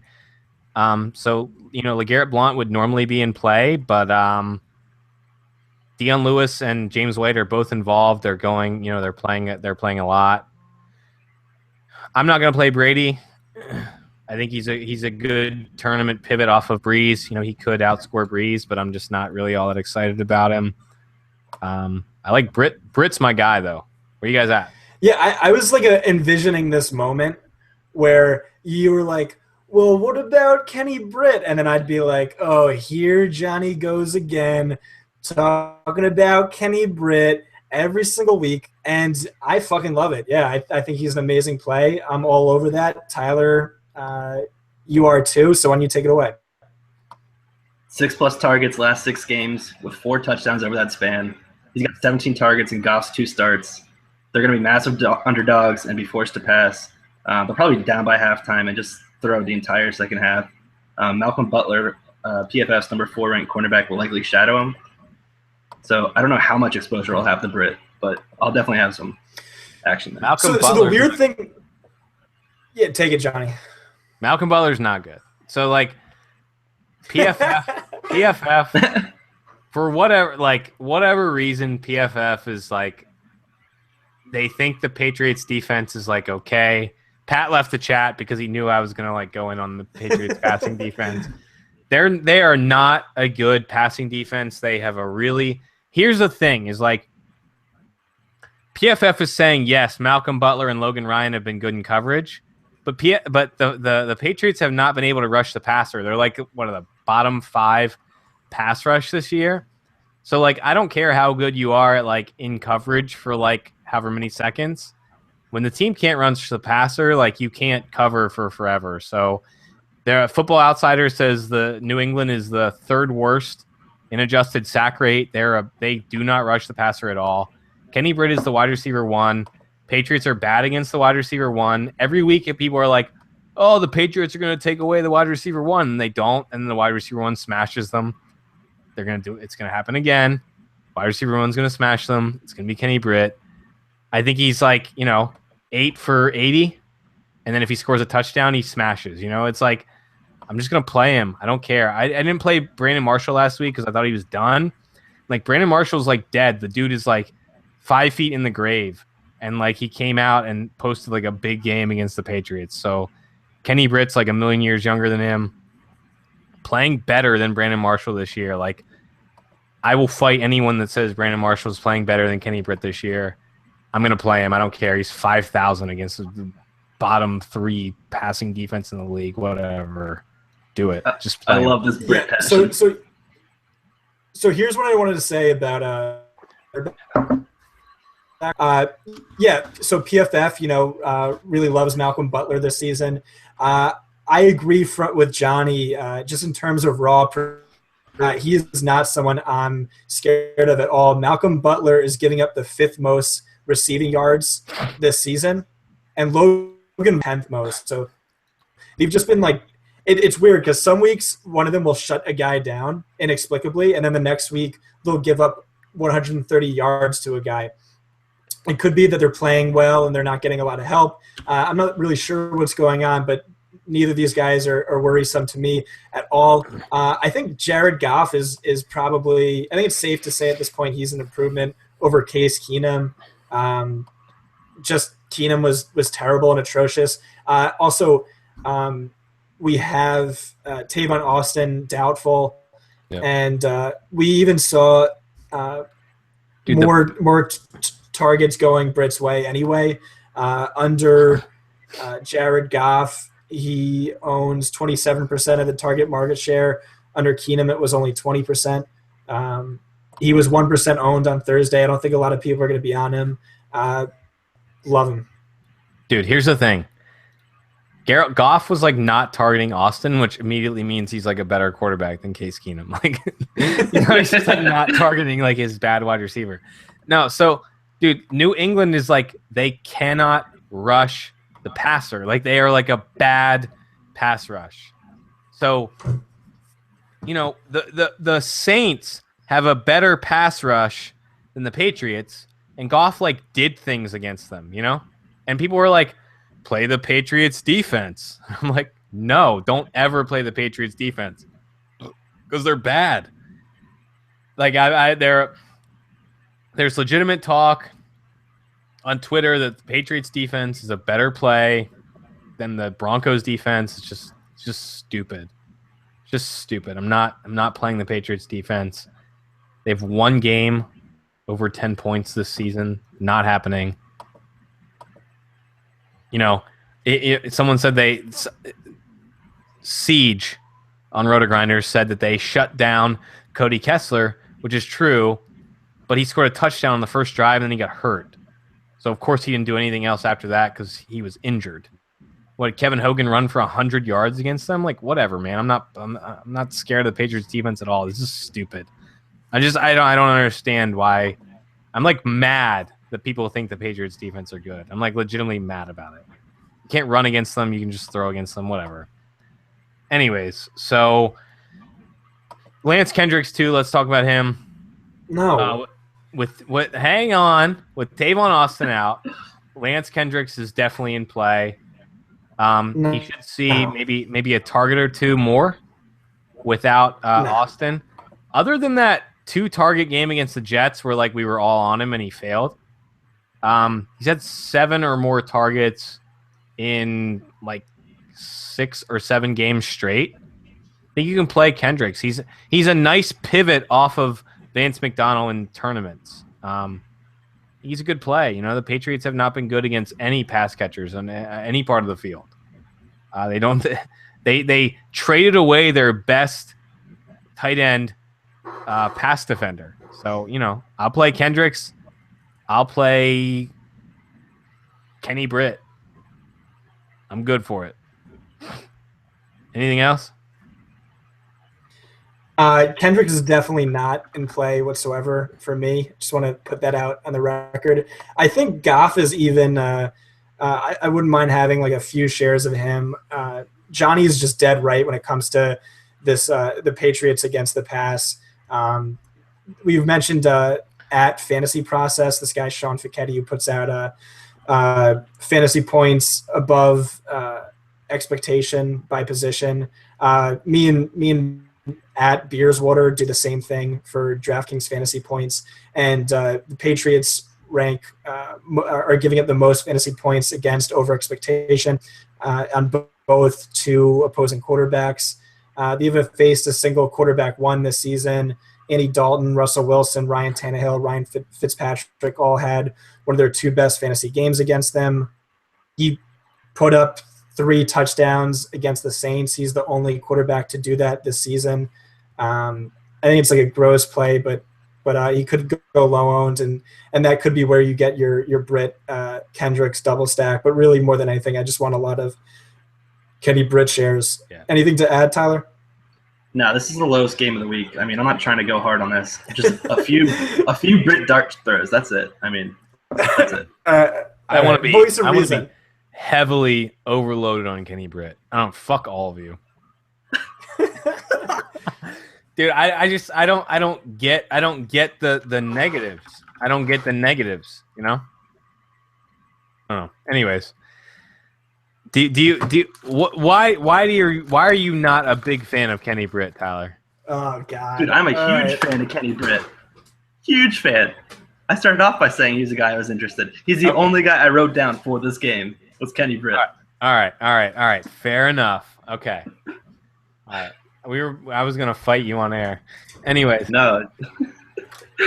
let's move on to the Bills and the Raiders. So there's Wait, you want to talk Pats at all? Like, we haven't talked Blunt. We haven't talked any of the wide receivers. You're right. I'm moving on too fast. No. Okay, so I think Blunt's an interesting play. I think there's concerns with the other running backs. I like Edelman a lot. I'm not big on Malcolm Mitchell like everybody else is. I like Bennett as a bounce back. Where are you on? What are you on, Tyler? Honestly, it just feels like a Blunt game, which means Belichick will probably like FSL and go short game passing with Brady. That's just the way it feels. I like Blunt at 5,500 though. I'm definitely playing him. Yeah, I like Blunt. Yeah, I absolutely love. Probably not. Oh, go ahead. Yeah, I absolutely love Blunt this week. Taylor's sitting at home right now. She already knows every time the Patriots are favored by 7 or more points, he's a great play. The Patriots are playing at home, favored by 13.5. Tom Brady's banged up. Probably wouldn't have to throw too much given this Vegas spread. LeGarrette Blount in his career with the Patriots in games the Patriots have won by 7 or more. He's averaging 14.3 rushing fantasy points per game. The rest of the time, only 5.5. So this just really correlates well to a Blunt game. Also, the Rams are allowing the 6th highest yards per carry and the 11th most rushing fantasy points per carry to opposing running backs. Blunt has also averaged more per game when Dion Lewis has played than when he hasn't. The thing with Dion Lewis and James White, neither right now are in play because it's still like a 50-50 committee for that kind of already committee running back role. But I do definitely think it is a Blunt game, and I want a lot of him. Edelman's interesting, and this goes back to the same debate we had a few weeks ago, Johnny, where I was right, but like only grossly right. I was right because he had like 19 targets. He still didn't do much. He did hit value, but yeah. So he's had 28 targets the last 2 weeks, but this is easily yards per target for him. He has 0 100-yard games this season, only 2 touchdowns. Definitely a floor guy. Don't know really what his ceiling looks like. So I'm not too excited about him. Malcolm Mitchell is someone else we need to talk about. But Johnny, was there anything else you wanted to add on those two guys? No, I just want to say, just Edelman, man. He's not been good this year. He's been very not good this season. He's having really low yards per reception, really low yards per target, really, really low yards per target, like running back level yards per target. He has 2 touchdowns this season. Last year he had a ton of touchdowns. I'm not excited about him. I don't think he has a ceiling at all. He's a cash game play, 100% cash game play this week. 6,800 again against the Rams. The Rams corners have struggled. They are probably going to be missing. I forget who they're missing, but they're missing a pass rusher. So this is a week you can definitely use Edelman in cash games, but I think he has no ceiling at all. I think his ceiling's like, touchdown and 70, 80 yards. But, he's a guy I'm not excited about on FanDuel for sure. I think his touchdown projection's really low. Blount is a guy I'm more excited about on FanDuel than I am on DraftKings. But then Martellus Bennett is the guy I'm like really excited about. No one, he burned us. No one wants to talk about him. He didn't block on much. Let's talk PFF numbers, Scott. didn't block. Everyone wants to say he blocked on a bunch of routes, but he didn't do it. He ran passing routes. He just didn't get targets. What do you think, man? My Wi-Fi is like so shitty right now. I really can't check that. But does it matter if he's not getting the targets or any production on the targets he's getting? I think his ownership's going to be like insanely low. No one's going to play Martellus Bennett this week. I'm down to play Martellus Bennett. If he's not blocking, and the Rams, they've been like up and down against tight ends over the last like 2 or 3 years. They've given up some huge games to tight ends over the last 3 years, and I'll chase the possibility of a huge game to another tight end. Tyler, what do you think, man? I'm not super into it, man. I agree that he probably won't be into block a lot, especially without Robert Quinn, who's had a concussion and was DNPs all week. I don't know. I'm playing him in season long, but I don't really think he's a guy I'm pursuing in DFS this week. Hate you guys. That's kind of a mild take, but he's not someone I'm super excited about. I'm only interested in Bennett in the sense that like he burned everyone. No one's going to play him this week. And there's some merit to that. And just I'm going to chase the Rams that they've given up production to tight ends over the last few years. But I don't know. I'm not like super for 1 week. I'm not super stoked about Patriots. Dion Lewis, I think, is a guy you can definitely throw into some tournament lineups. He saw a lot of targets last week. He got some serious work. I was actually more interested in him with Robert Quinn active. With Robert Quinn out, I'm less stoked about Lewis or White. I'm more interested in I'm just Malcolm Mitchell, man. I guess I don't think he's seeing enough volume to like really be all that excited about him. You guys want Malcolm Mitchell? No. Simple, just no. Yeah. He has a good matchup this week against EJ Gaines. He runs 60% of his routes from Gaines' side of the field. And Gaines, and that's where Los Angeles has been most vulnerable this season. They're giving up the second most fantasy points per game to wide receivers line up to the left, where Mitchell lines up. Gaines is PFF's 4th worst graded cornerback, ranks bottom 12 in both fantasy points allowed per target and fantasy points allowed per route and coverage. The thing with Mitchell is like he's had 12 targets of the last 2 weeks, 140 and 3 touchdowns. That's super unsustainable and due to regress, especially given the fact that he's playing about 50% of the team's snaps.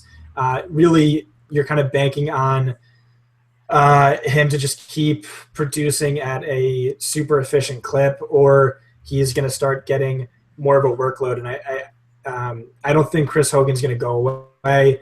I think that I do think that the Patriots are going to go more 3 wide with Bennett, with Gronk out. I pulled up the numbers, which I can't access, but I tweeted it out yesterday. It was like 66% of the time he went 3 wide with Gronk out, and with Gronk, I think it was like 52%. So he will get a boost, but I think you're right. I think it's just he's really not 2 in play. He's a few dart throws kind of a guy, and that's about it. But I think he's going to go higher owned than that. Here's my concern with Mitchell though is Hogan was running about 40% of his routes from that side of the field before Mitchell took over.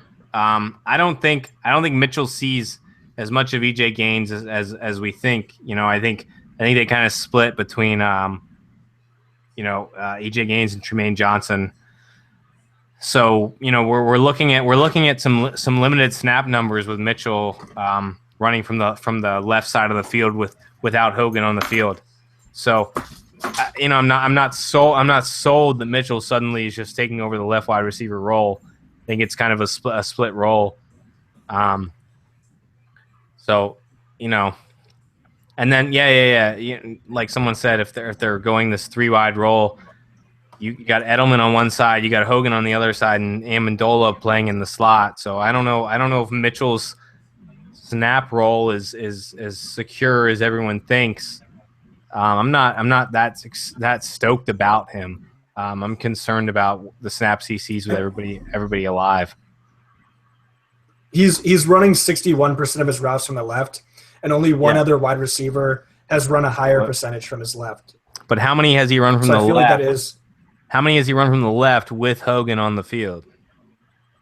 He ran half the snaps. Oh, all right. I see what you're saying. You see what I'm saying? I mean, Hogan was out for a game, and Mitchell ran a ton of routes from that side. Hogan also left the game, and he ran a ton of routes from that side. So, I don't know, man. I'm not sold. I think this has been an ongoing thing. I don't know. I mean, it's the Patriots, man. Though you don't know what the fuck they're doing. You know, that's kind of like the thing. You never know. So, I mean, we could see a game where Mitchell literally runs like 10 snaps. You know, they run Edelman, Hogan, and Amendola, or Edelman, Hogan, and Amendola. I don't know. I don't see Mitchell as like over. I don't think he's overtaken Hogan. So I'm not like stoked about him with Hogan back. No, he hasn't. Hogan's outsnapped him in every single game. Right. So, you know, people think that Mitchell is suddenly taking on this like Gronk role, but I'm not about it. So I'm not doing it. I'm probably gonna have 0 Malcolm Mitchell this weekend. I'm just not. Especially as a big favorite. Why would they have 4 wide receivers, 3 wide receivers in the field that much? It's just not gonna happen. You're gonna run 2 wide receivers, and Malcolm Mitchell's gonna be the odd man out. Yeah, just play Blunt. Don't mess with Bennett. Don't mess with Mitchell. Yeah, it's Edelman. It's Blunt. It's Bennett. That's all I'm playing on the Patriots. You guys want anybody else? Nope. That's it. Okay. All right. So let's talk Bills Raiders. So the reason I love Derek Carr this weekend. People don't want to play Derek Carr, but here's the thing: he's gonna run 100% of his snaps out of the shotgun. Whenever a quarterback is doing that, I want to play them because it means more passing. And when it means more passing with the Raiders, who are already like super pass heavy, I want to be in on Derek Carr. People do not want to play Derek Carr because he busted last week. And the Bills are bad on the outside. They have bad cornerbacks. But the reason they're like a decent pass defense is because they rush the passer really well. Can't rush the passer against the Raiders. Dude, I want Carr in tournaments, and no one is going to play him because he busted last week. Are you guys with me or no? Well, they don't want to play him not because he busted last week, but because he has a broken pinky finger. He was fine when he came back. I think he played only in the shotgun when he came back, though. Like you were mentioning. It was so awesome. Yeah, but with a broken pinky finger. Is everyone really that concerned about it? Like, dude, I am like full go on Derek Carr this week. Why you really think that the pinky's that big of a concern? I mean, I think it is a concern, yeah. It wasn't a concern though. When he came back in the game a week ago, he was throwing it fine. Like the dude had no issues. Why are people suddenly concerned now, a week later? I don't know. Why? Dude, I'm so confused about the Derek Carr hate.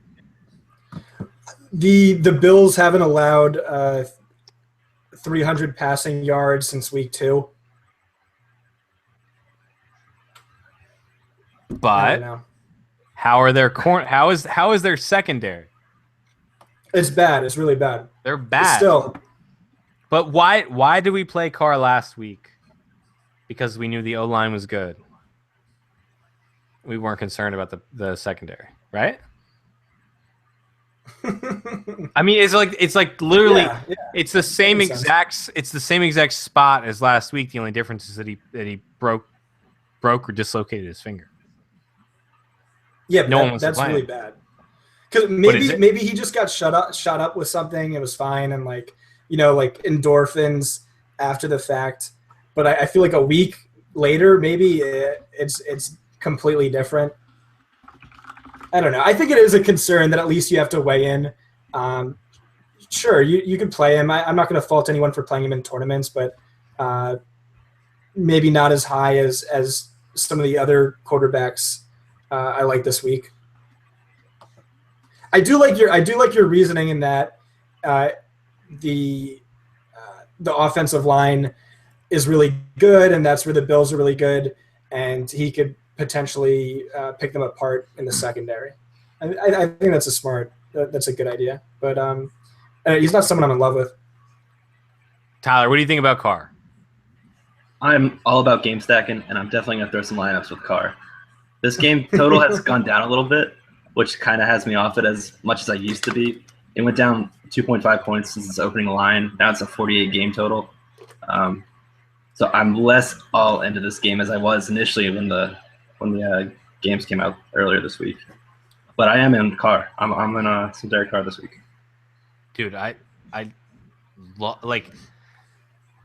Derek I'm Carr, not going to say the word love, but I'm definitely into it. Derek Carr was like the top quarterback play last week. Like they're going to be in shotgun like all of the snaps. They're not going to run the ball as much as they normally would. They're just going to be throwing. Man, dude. He's like in the perfect spot to just like throw the ball more than he normally would. It's just like I want to have it's like the perfect spot where he's coming off of like a game where he burned everyone and now he's just going to throw a million times. And we've seen like, yeah, throwing the ball all the time is like not like the perfect coordination with fantasy points, but like this is the Raiders who just like pass protect 100% of the time. Like they are so good at pass protecting. Like why, Scott? I'm so mad about it that you hate him. Do you remember Carson Palmer last year when he was amazing, and then when he broke his finger and was horrible? Yeah, but did he come back in the same game and just like smash the other team? He like Carr did that, dude. He did that. Like he came back in and just smashed. Let me ask you this: are you playing Sammy Watkins this week? No. Yeah. Why? Why am I not playing Sammy Watkins? Yeah, because he has a broken bone in his foot. We don't play injured players. I think that's completely different. Like I watched Derek Carr go back into the game and just do it. Apparently there's not that much of a pain issue when they reset the finger and like everything's good to go. We're looking at the top pass protection team in the NFL. Like DVOA ranks the Raiders as the top offensive line in pass protection in football. Mm-hmm.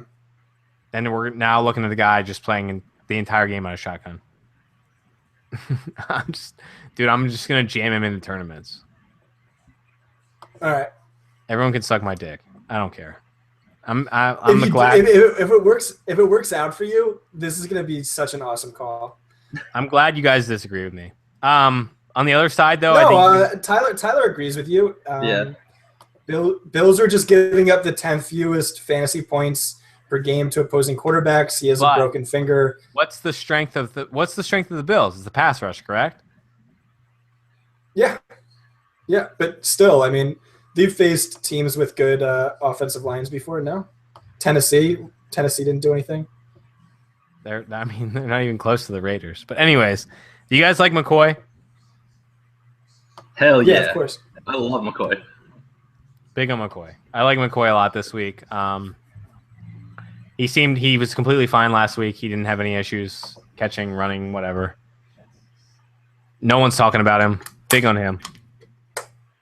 Yeah, I don't know why no one's talking about him. Oakland's 27th in rush DVOA. They just gave up 96 yards and 2 touchdowns to Jay Stu last week. 24, 104, and 1 to Lamar Miller. Oakland's giving up the 3rd most rushing yards, 2nd most red zone trips to opposing offenses.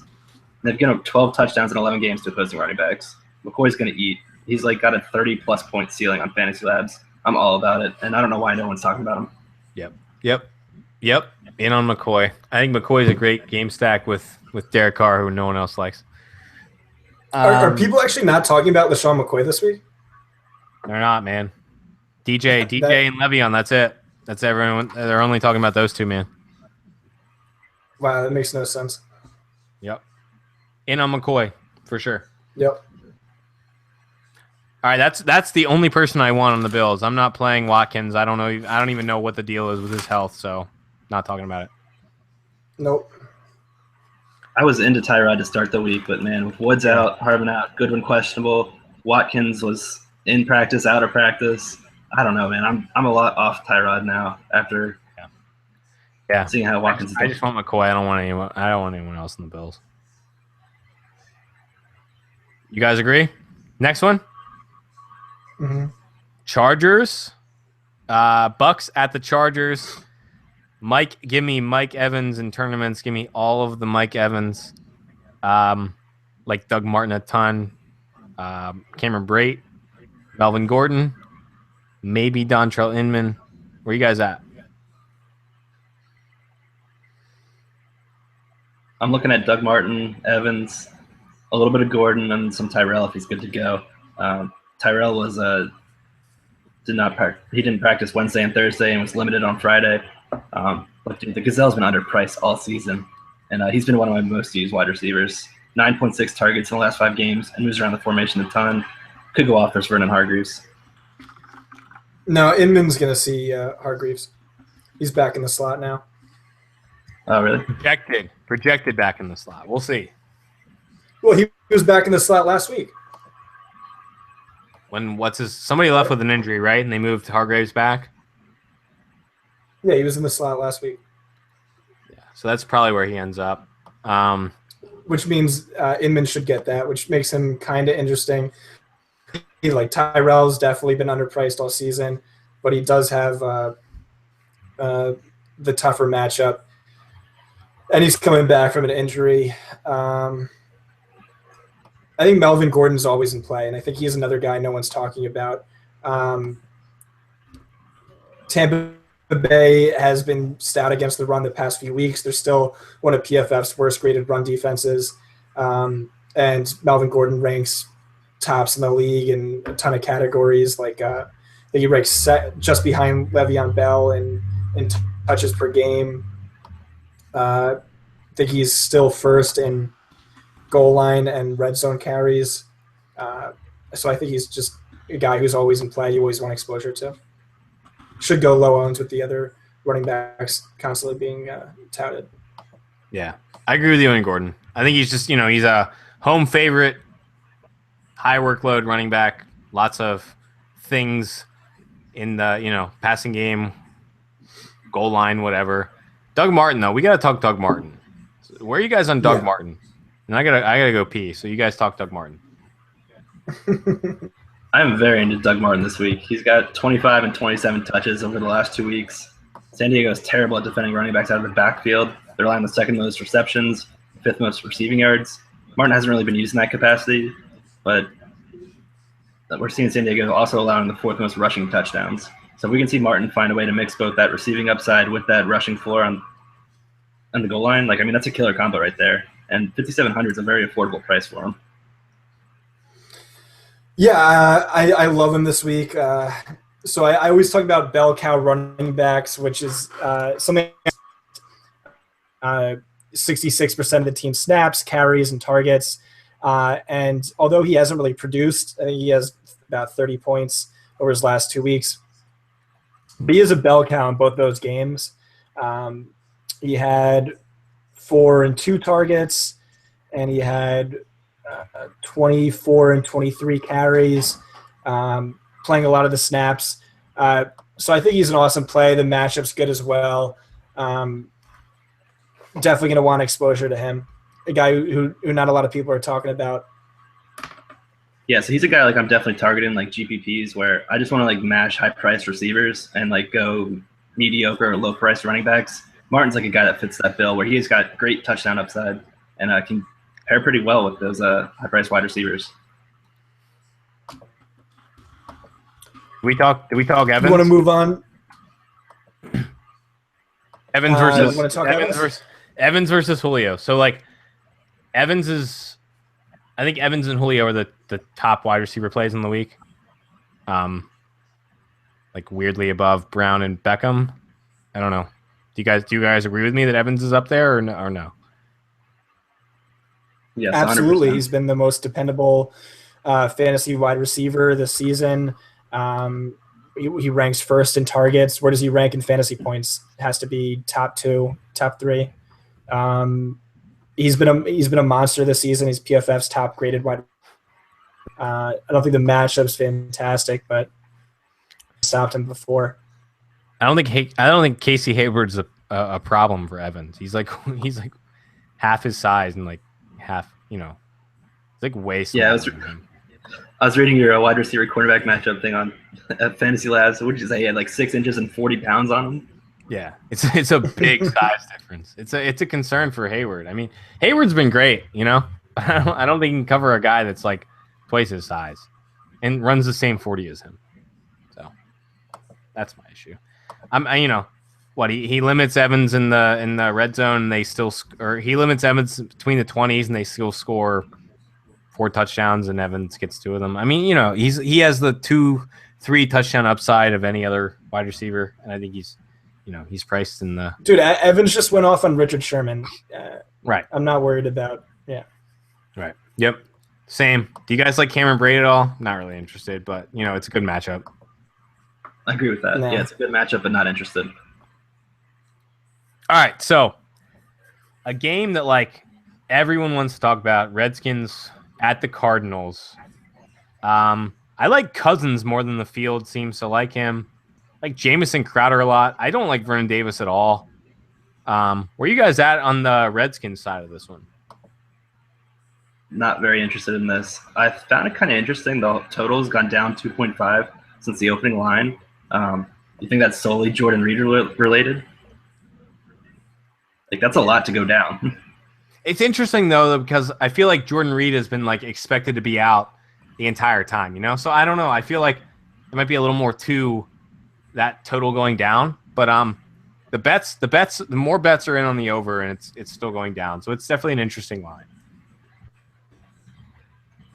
I think the only play here on the Redskins I'm interested in is Jamison Crowder, though. He's got 88 receiving yards and/or a touchdown in 7 straight. Slot receivers have done pretty well versus Arizona. I mean, they're likely to do a lot better without Matthew this week, who I think is supposed to be out. Cousins has been on a tear, like you were mentioning earlier, red hot, and I think they should be able to make some magic there with him and Crowder. Yeah, so we gotta talk Cardinals versus slot wide receivers. So here's the thing. Tyrann Mathieu has been legitimately like terrible this entire season, and like everyone thinks that like he's like a matchup problem. They think that he's playing in the slot, he's covering people, whatever. He's not doing that this year. They've been moving him to the safety position because he's been really bad against slot wide receivers all season. Tyvon Branch is back this week, and he was actually really good against slot wide receivers to start the season and before he got injured, and then he got hurt. Now he's coming back. It's the first week off of injury. He probably sees Jamison Crowder in the slot a lot this week. Scott, what do you think about Tyvon Branch versus Jamison Crowder as a PFF guy with the matchup? Yeah, no, I think that's a good call. I think Mike Clay was tweeting about it. He's not convinced that Patrick Peterson shadows Deshaun Jackson. He thinks he might shadow Jamison Crowder. Not sold after last week's game against Diggs, but or 2 weeks ago. But I don't think that's the case. I think J-Mo's safe in the slot, and I think he's a good play. The wide receiver matchup I like the most is actually in the slot on the other side of the ball. I like Larry Fitzgerald against Kendall Fuller. Fuller's a guy who we've just been picking on all season. Fitzgerald runs 65% of his routes in the slot. Fuller, since being the starter over his last 7 games, has seen 49 targets, 38 receptions, 511 yards, and a touchdown out of qualifying cornerbacks. He's getting up the 6th most fantasy points per snap, the 3rd most yards per target, the 3rd most yards per snap in coverage, the 8th highest opposing passer rating. He's just really bad. And a lot of people are going to be off Larry Fitzgerald. He had his worst game of the season. He scored 9-point-something points, but it was also the highest worst game of any wide receiver this year. So he's super dependable. I don't know how high his ceiling is. He might not be he might be a better cash game play than a GPP. I don't know. What do you think, Johnny? I mean, do you think Tyvon Branch is an issue? That's the big question.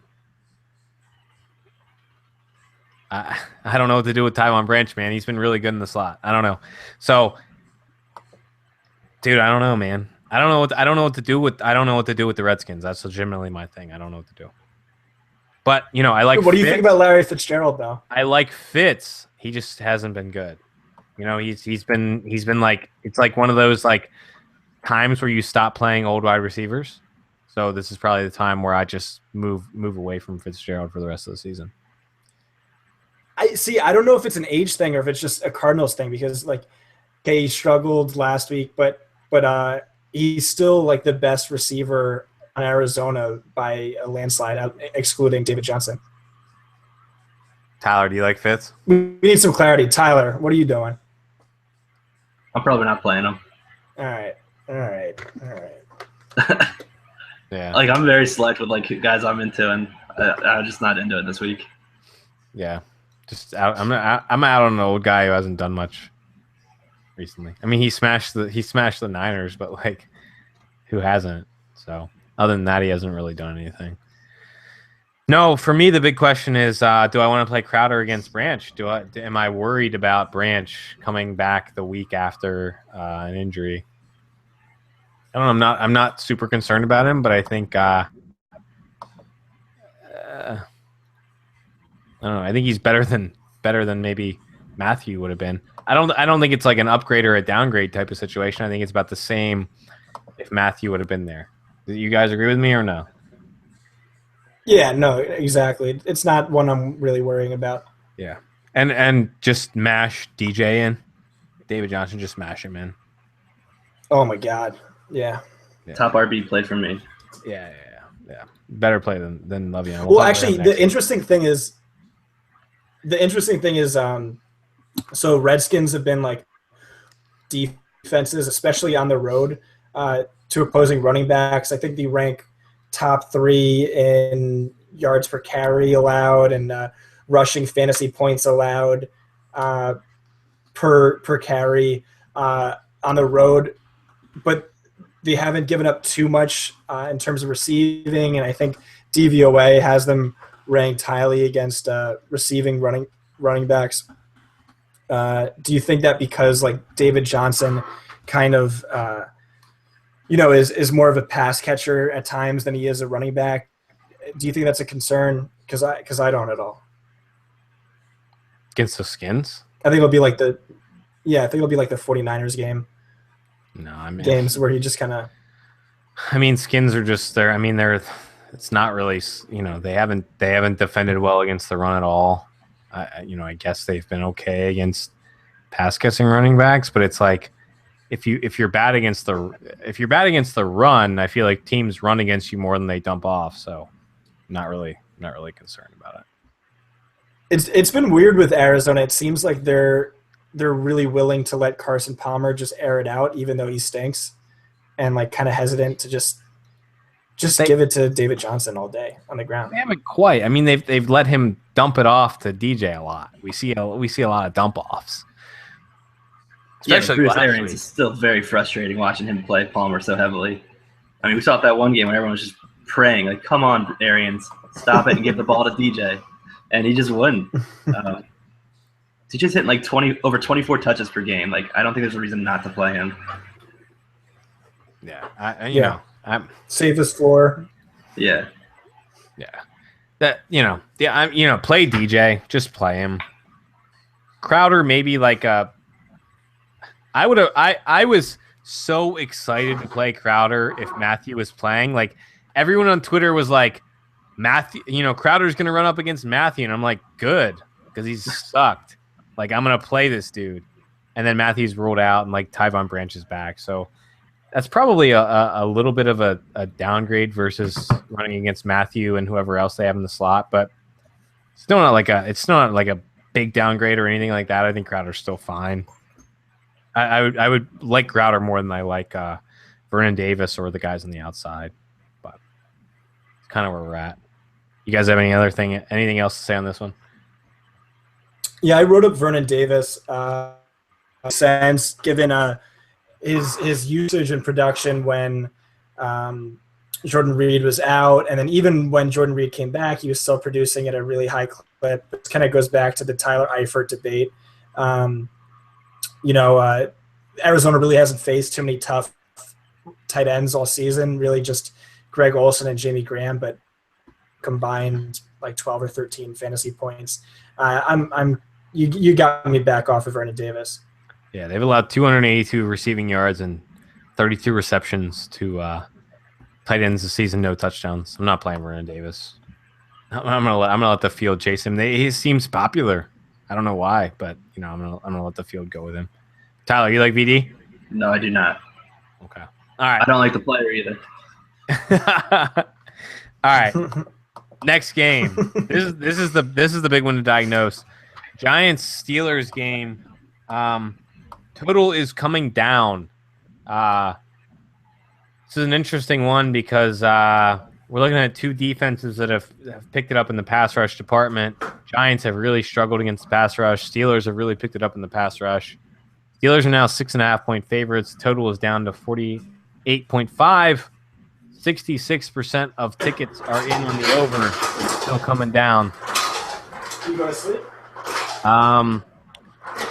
Tyler, do you like anyone on the Giants other than Odell Beckham?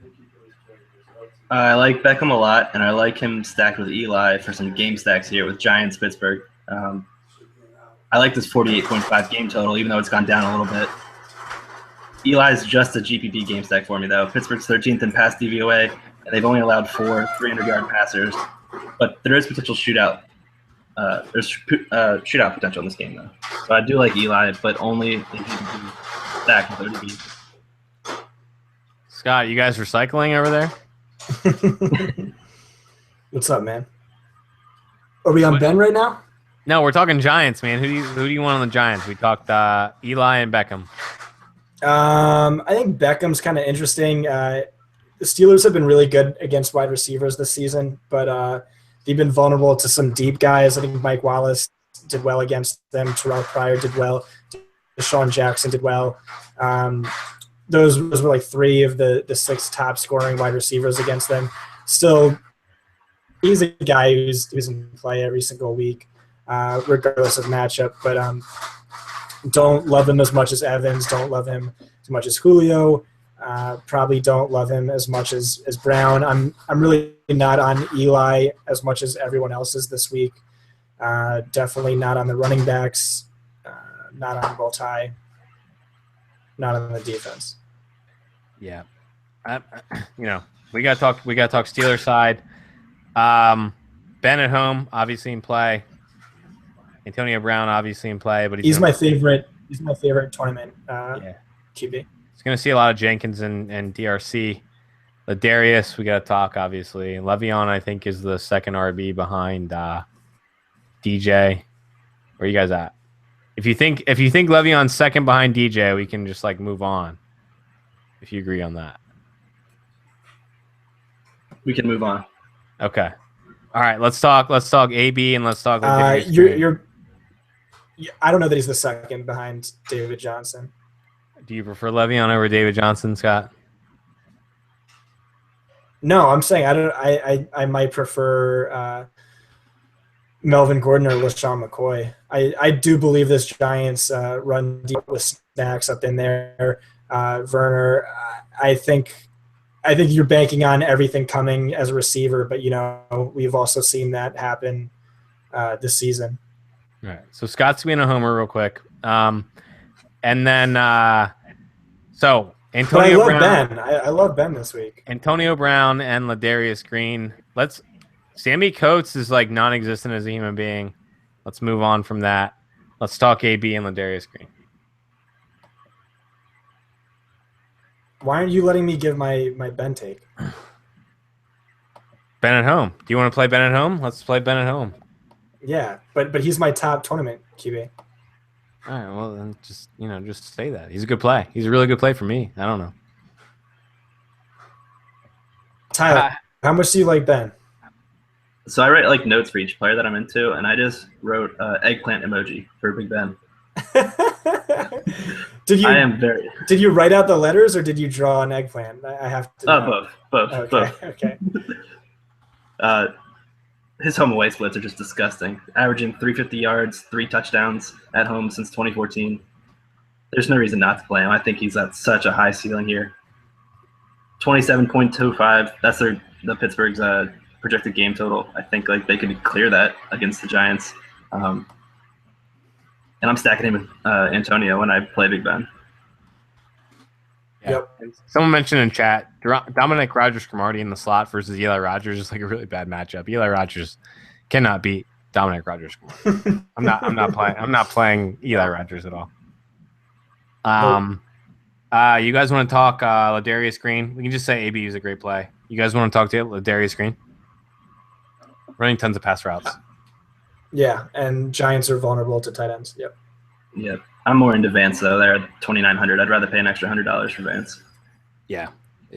I like him. I don't see him as like a big part of the offense, so that concerns me. I think he's a great tournament play. I think he could have involvement.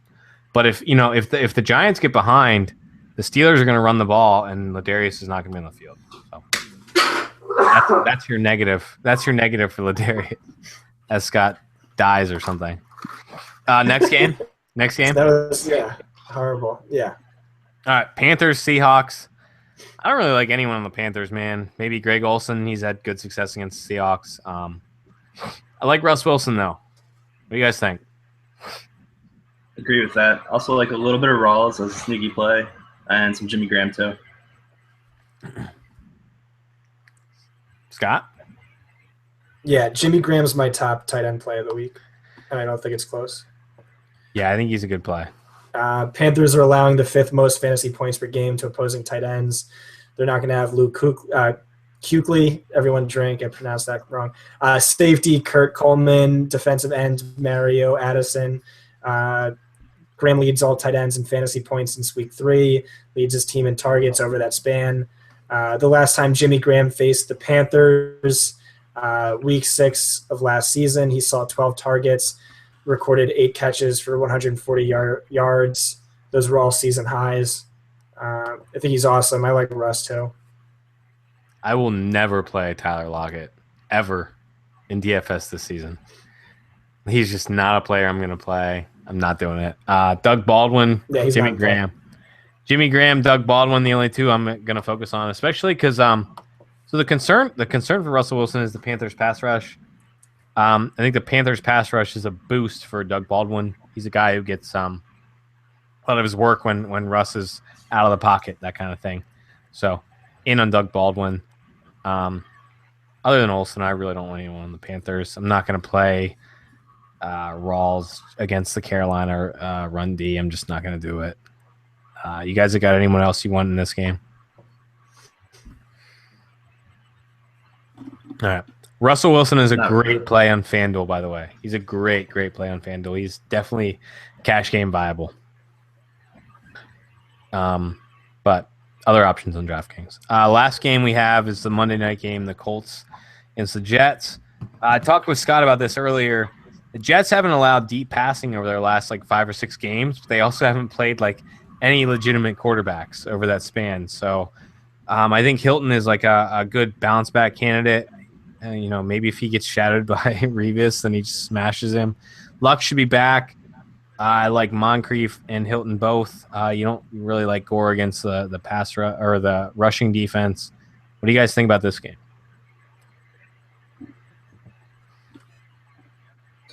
I like Luck a lot. I think at him against the Jets, they're 29th in pass DVOA. Jets have allowed 5 quarterbacks to surpass 20 fantasy points. And I think you should be able to cook that secondary with Hilton. Hilton's a great GPP play for me, 9.5 targets per game. And we saw the Jets get burned by the default early in the season, like you mentioned. But I don't know about recently, but I think Hilton's a great play as well. Yeah, I really wanted to buy into Luck, and I wanted to buy into Hilton.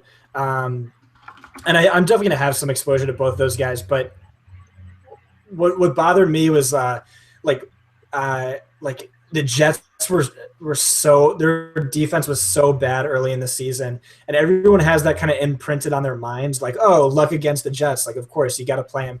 But when I was pulling the stats up from the last 6 weeks or so, or 4 weeks or so, getting burnt deep at all, and they've kind of been actually decent. They've been bad against wide receivers, but they've been actually kind of more than above average to opposing quarterbacks. I still think Moncrief and Hilton are in play, but I don't know if I like Luck as much as like Stafford and Breeze and Kaepernick. I don't know what it was. I think really it just came down to having Revis not as involved as he was early in the season. That kind of masked some of their deficiencies to the deep ball. But, you know, Luck does have a great deep ball. He is one of the best fantasy quarterbacks. He could still have a good day. This matchup was a tricky one for me. Johnny, what be the deciding factor here? I just I look at like the last few matchups against the Jets. You know, you have the Cardinals. Palmer couldn't throw deep. He was like legitimately awful in that game. You look at the Ravens, you look at the Browns, you look at the Dolphins, you look at the Rams, and then they played last week against Brady when he had a knee injury. You know, he couldn't really throw deep. But I don't think there's any concern throwing against the Jets. I think you can throw against the Jets completely fine. I like Matt Forte. I think this is a spot where people just aren't on the Colts. I think the Colts, you know, there's a chance the Colts smash the Jets. People don't really want to play them. You know, they're concerned about Luck throwing or whatever. I think he'll be fine. I think Hilton and Moncrief are fine. I think Forte's fine. I'm not really stoked about Brandon Marshall. You know, he didn't practice until Saturday. He's been bad all season except for his explosion against the Patriots last week. And Quincy Enunwa, weirdly, the best corner on the Colts has been Darius Butler, who was actually terrible last year, has been the best corner there this year. So he probably sees Quincy Enunwa, who has just disappeared a lot of this season. So I'm not really into Enunwa, especially after having a big game last week. I'm not going to chase it this week. What do you think, Tyler? I'm with you there on Forte. I mean, it's a great matchup on paper. The Colts are 31st in run DVOA, allow the 7th most fantasy points. They've allowed 12 touchdowns to opposing running backs. I'm not really against using him here. Like, Forte's getting 22.4 touches per game over his last 4, averaging 19 fantasy points over that span. But the snaps are a concern. I mean, he's got a near even split with Bilal Powell over the last 3 games. What do you guys think about Powell here as well? I mean, I don't know about Powell. I think you look at like the against the Patriots, at least obviously Powell is the guy in play over Forte, but I think there's a shot that the Jets can maybe control this game. I don't know if it's like a great shot, but you know, I mean, they've played the Patriots, they've played the Rams, they've played the Dolphins in the last 3, and they've trailed in all 3. So I think that's probably why we've seen more Powell, but they probably trail the Colts too. So maybe we see more Powell too. Yeah, and Forte's at like an interesting price point there, 5,900. He's like an interesting pivot off other players around that area. The thing is, like, Week 12 was such a bad slate, I think, and Week 13 has so many great plays at every position. It's hard to pinpoint. You just got to play for volume, I think, this week. Yeah, I like Forte. I think it's just a better spot for Forte, I think. If I had to pick. He's just, I know, he's like underpriced for like the matchup he should get.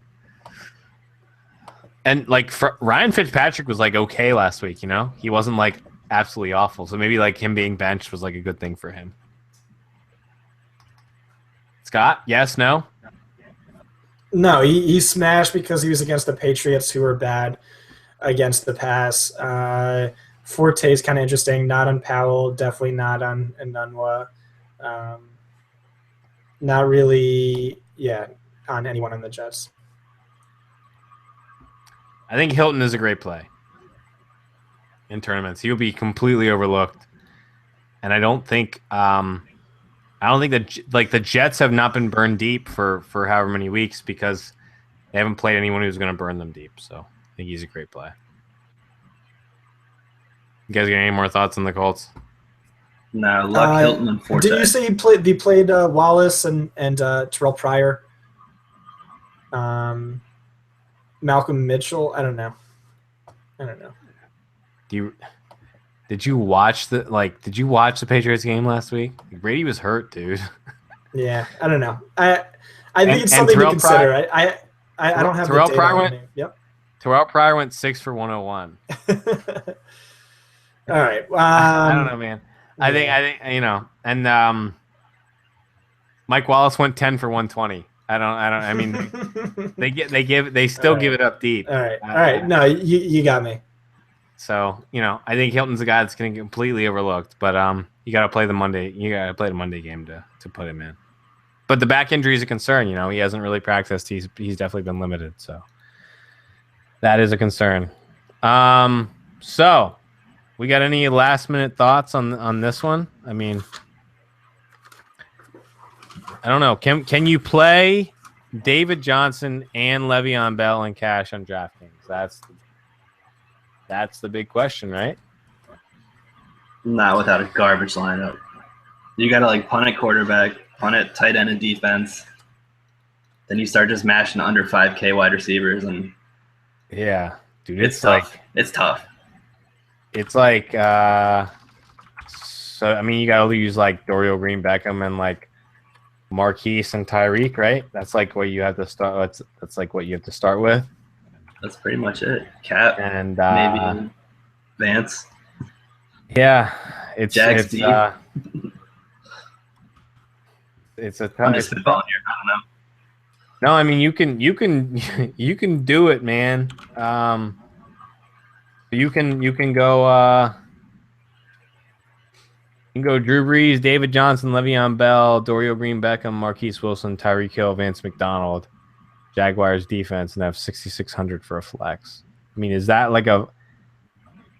I think that might be a viable cash lineup. Is that a thing? I've been thinking more and more about it the last I don't know, 10 hours. Scott, yes, no. Tyler, yes, no. We've been podcasting for. Sorry. What? I revised my cash line 30, 40 times. I'm still trying to figure it out, and it's Saturday night. Yeah. It's a weird. It is a weird week. But I mean, I don't think it's a I don't think it's a terrible way to go. But yeah. So you guys want to talk kickers real quick? I think there is a kicker play. Only one single kicker play. I think it's Cairo Santos.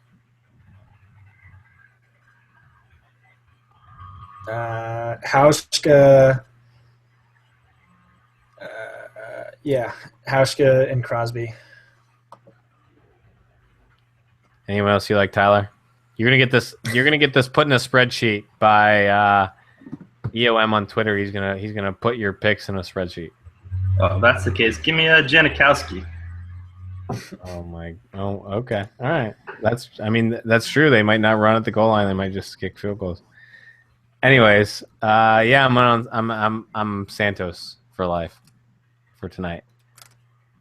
Do you guys have any other thoughts on cash game construction? Where you go this week? It's hard, man. It's hard. You guys are just gonna sit there as blanks? Dude, we've been podcasting for 3 hours. I feel. I'm just trying to go to the bar tonight. It's the DFS power hours. Yeah. Well, all right. Well, fair enough. You can fit David Johnson, Le'Veon Bell at the same time if you want to. If you think they'll outscore Le'Veon or Julio Jones. No, here's what we're doing. We're doing Julio Jones and David Johnson lineups, and then the rest are all Big Ben, Le'Veon Bell, Antonio Brown lineups. All right. Whatever Scott said. Maybe OBJ over. Anyways. I don't know. It's a hard week for cash games.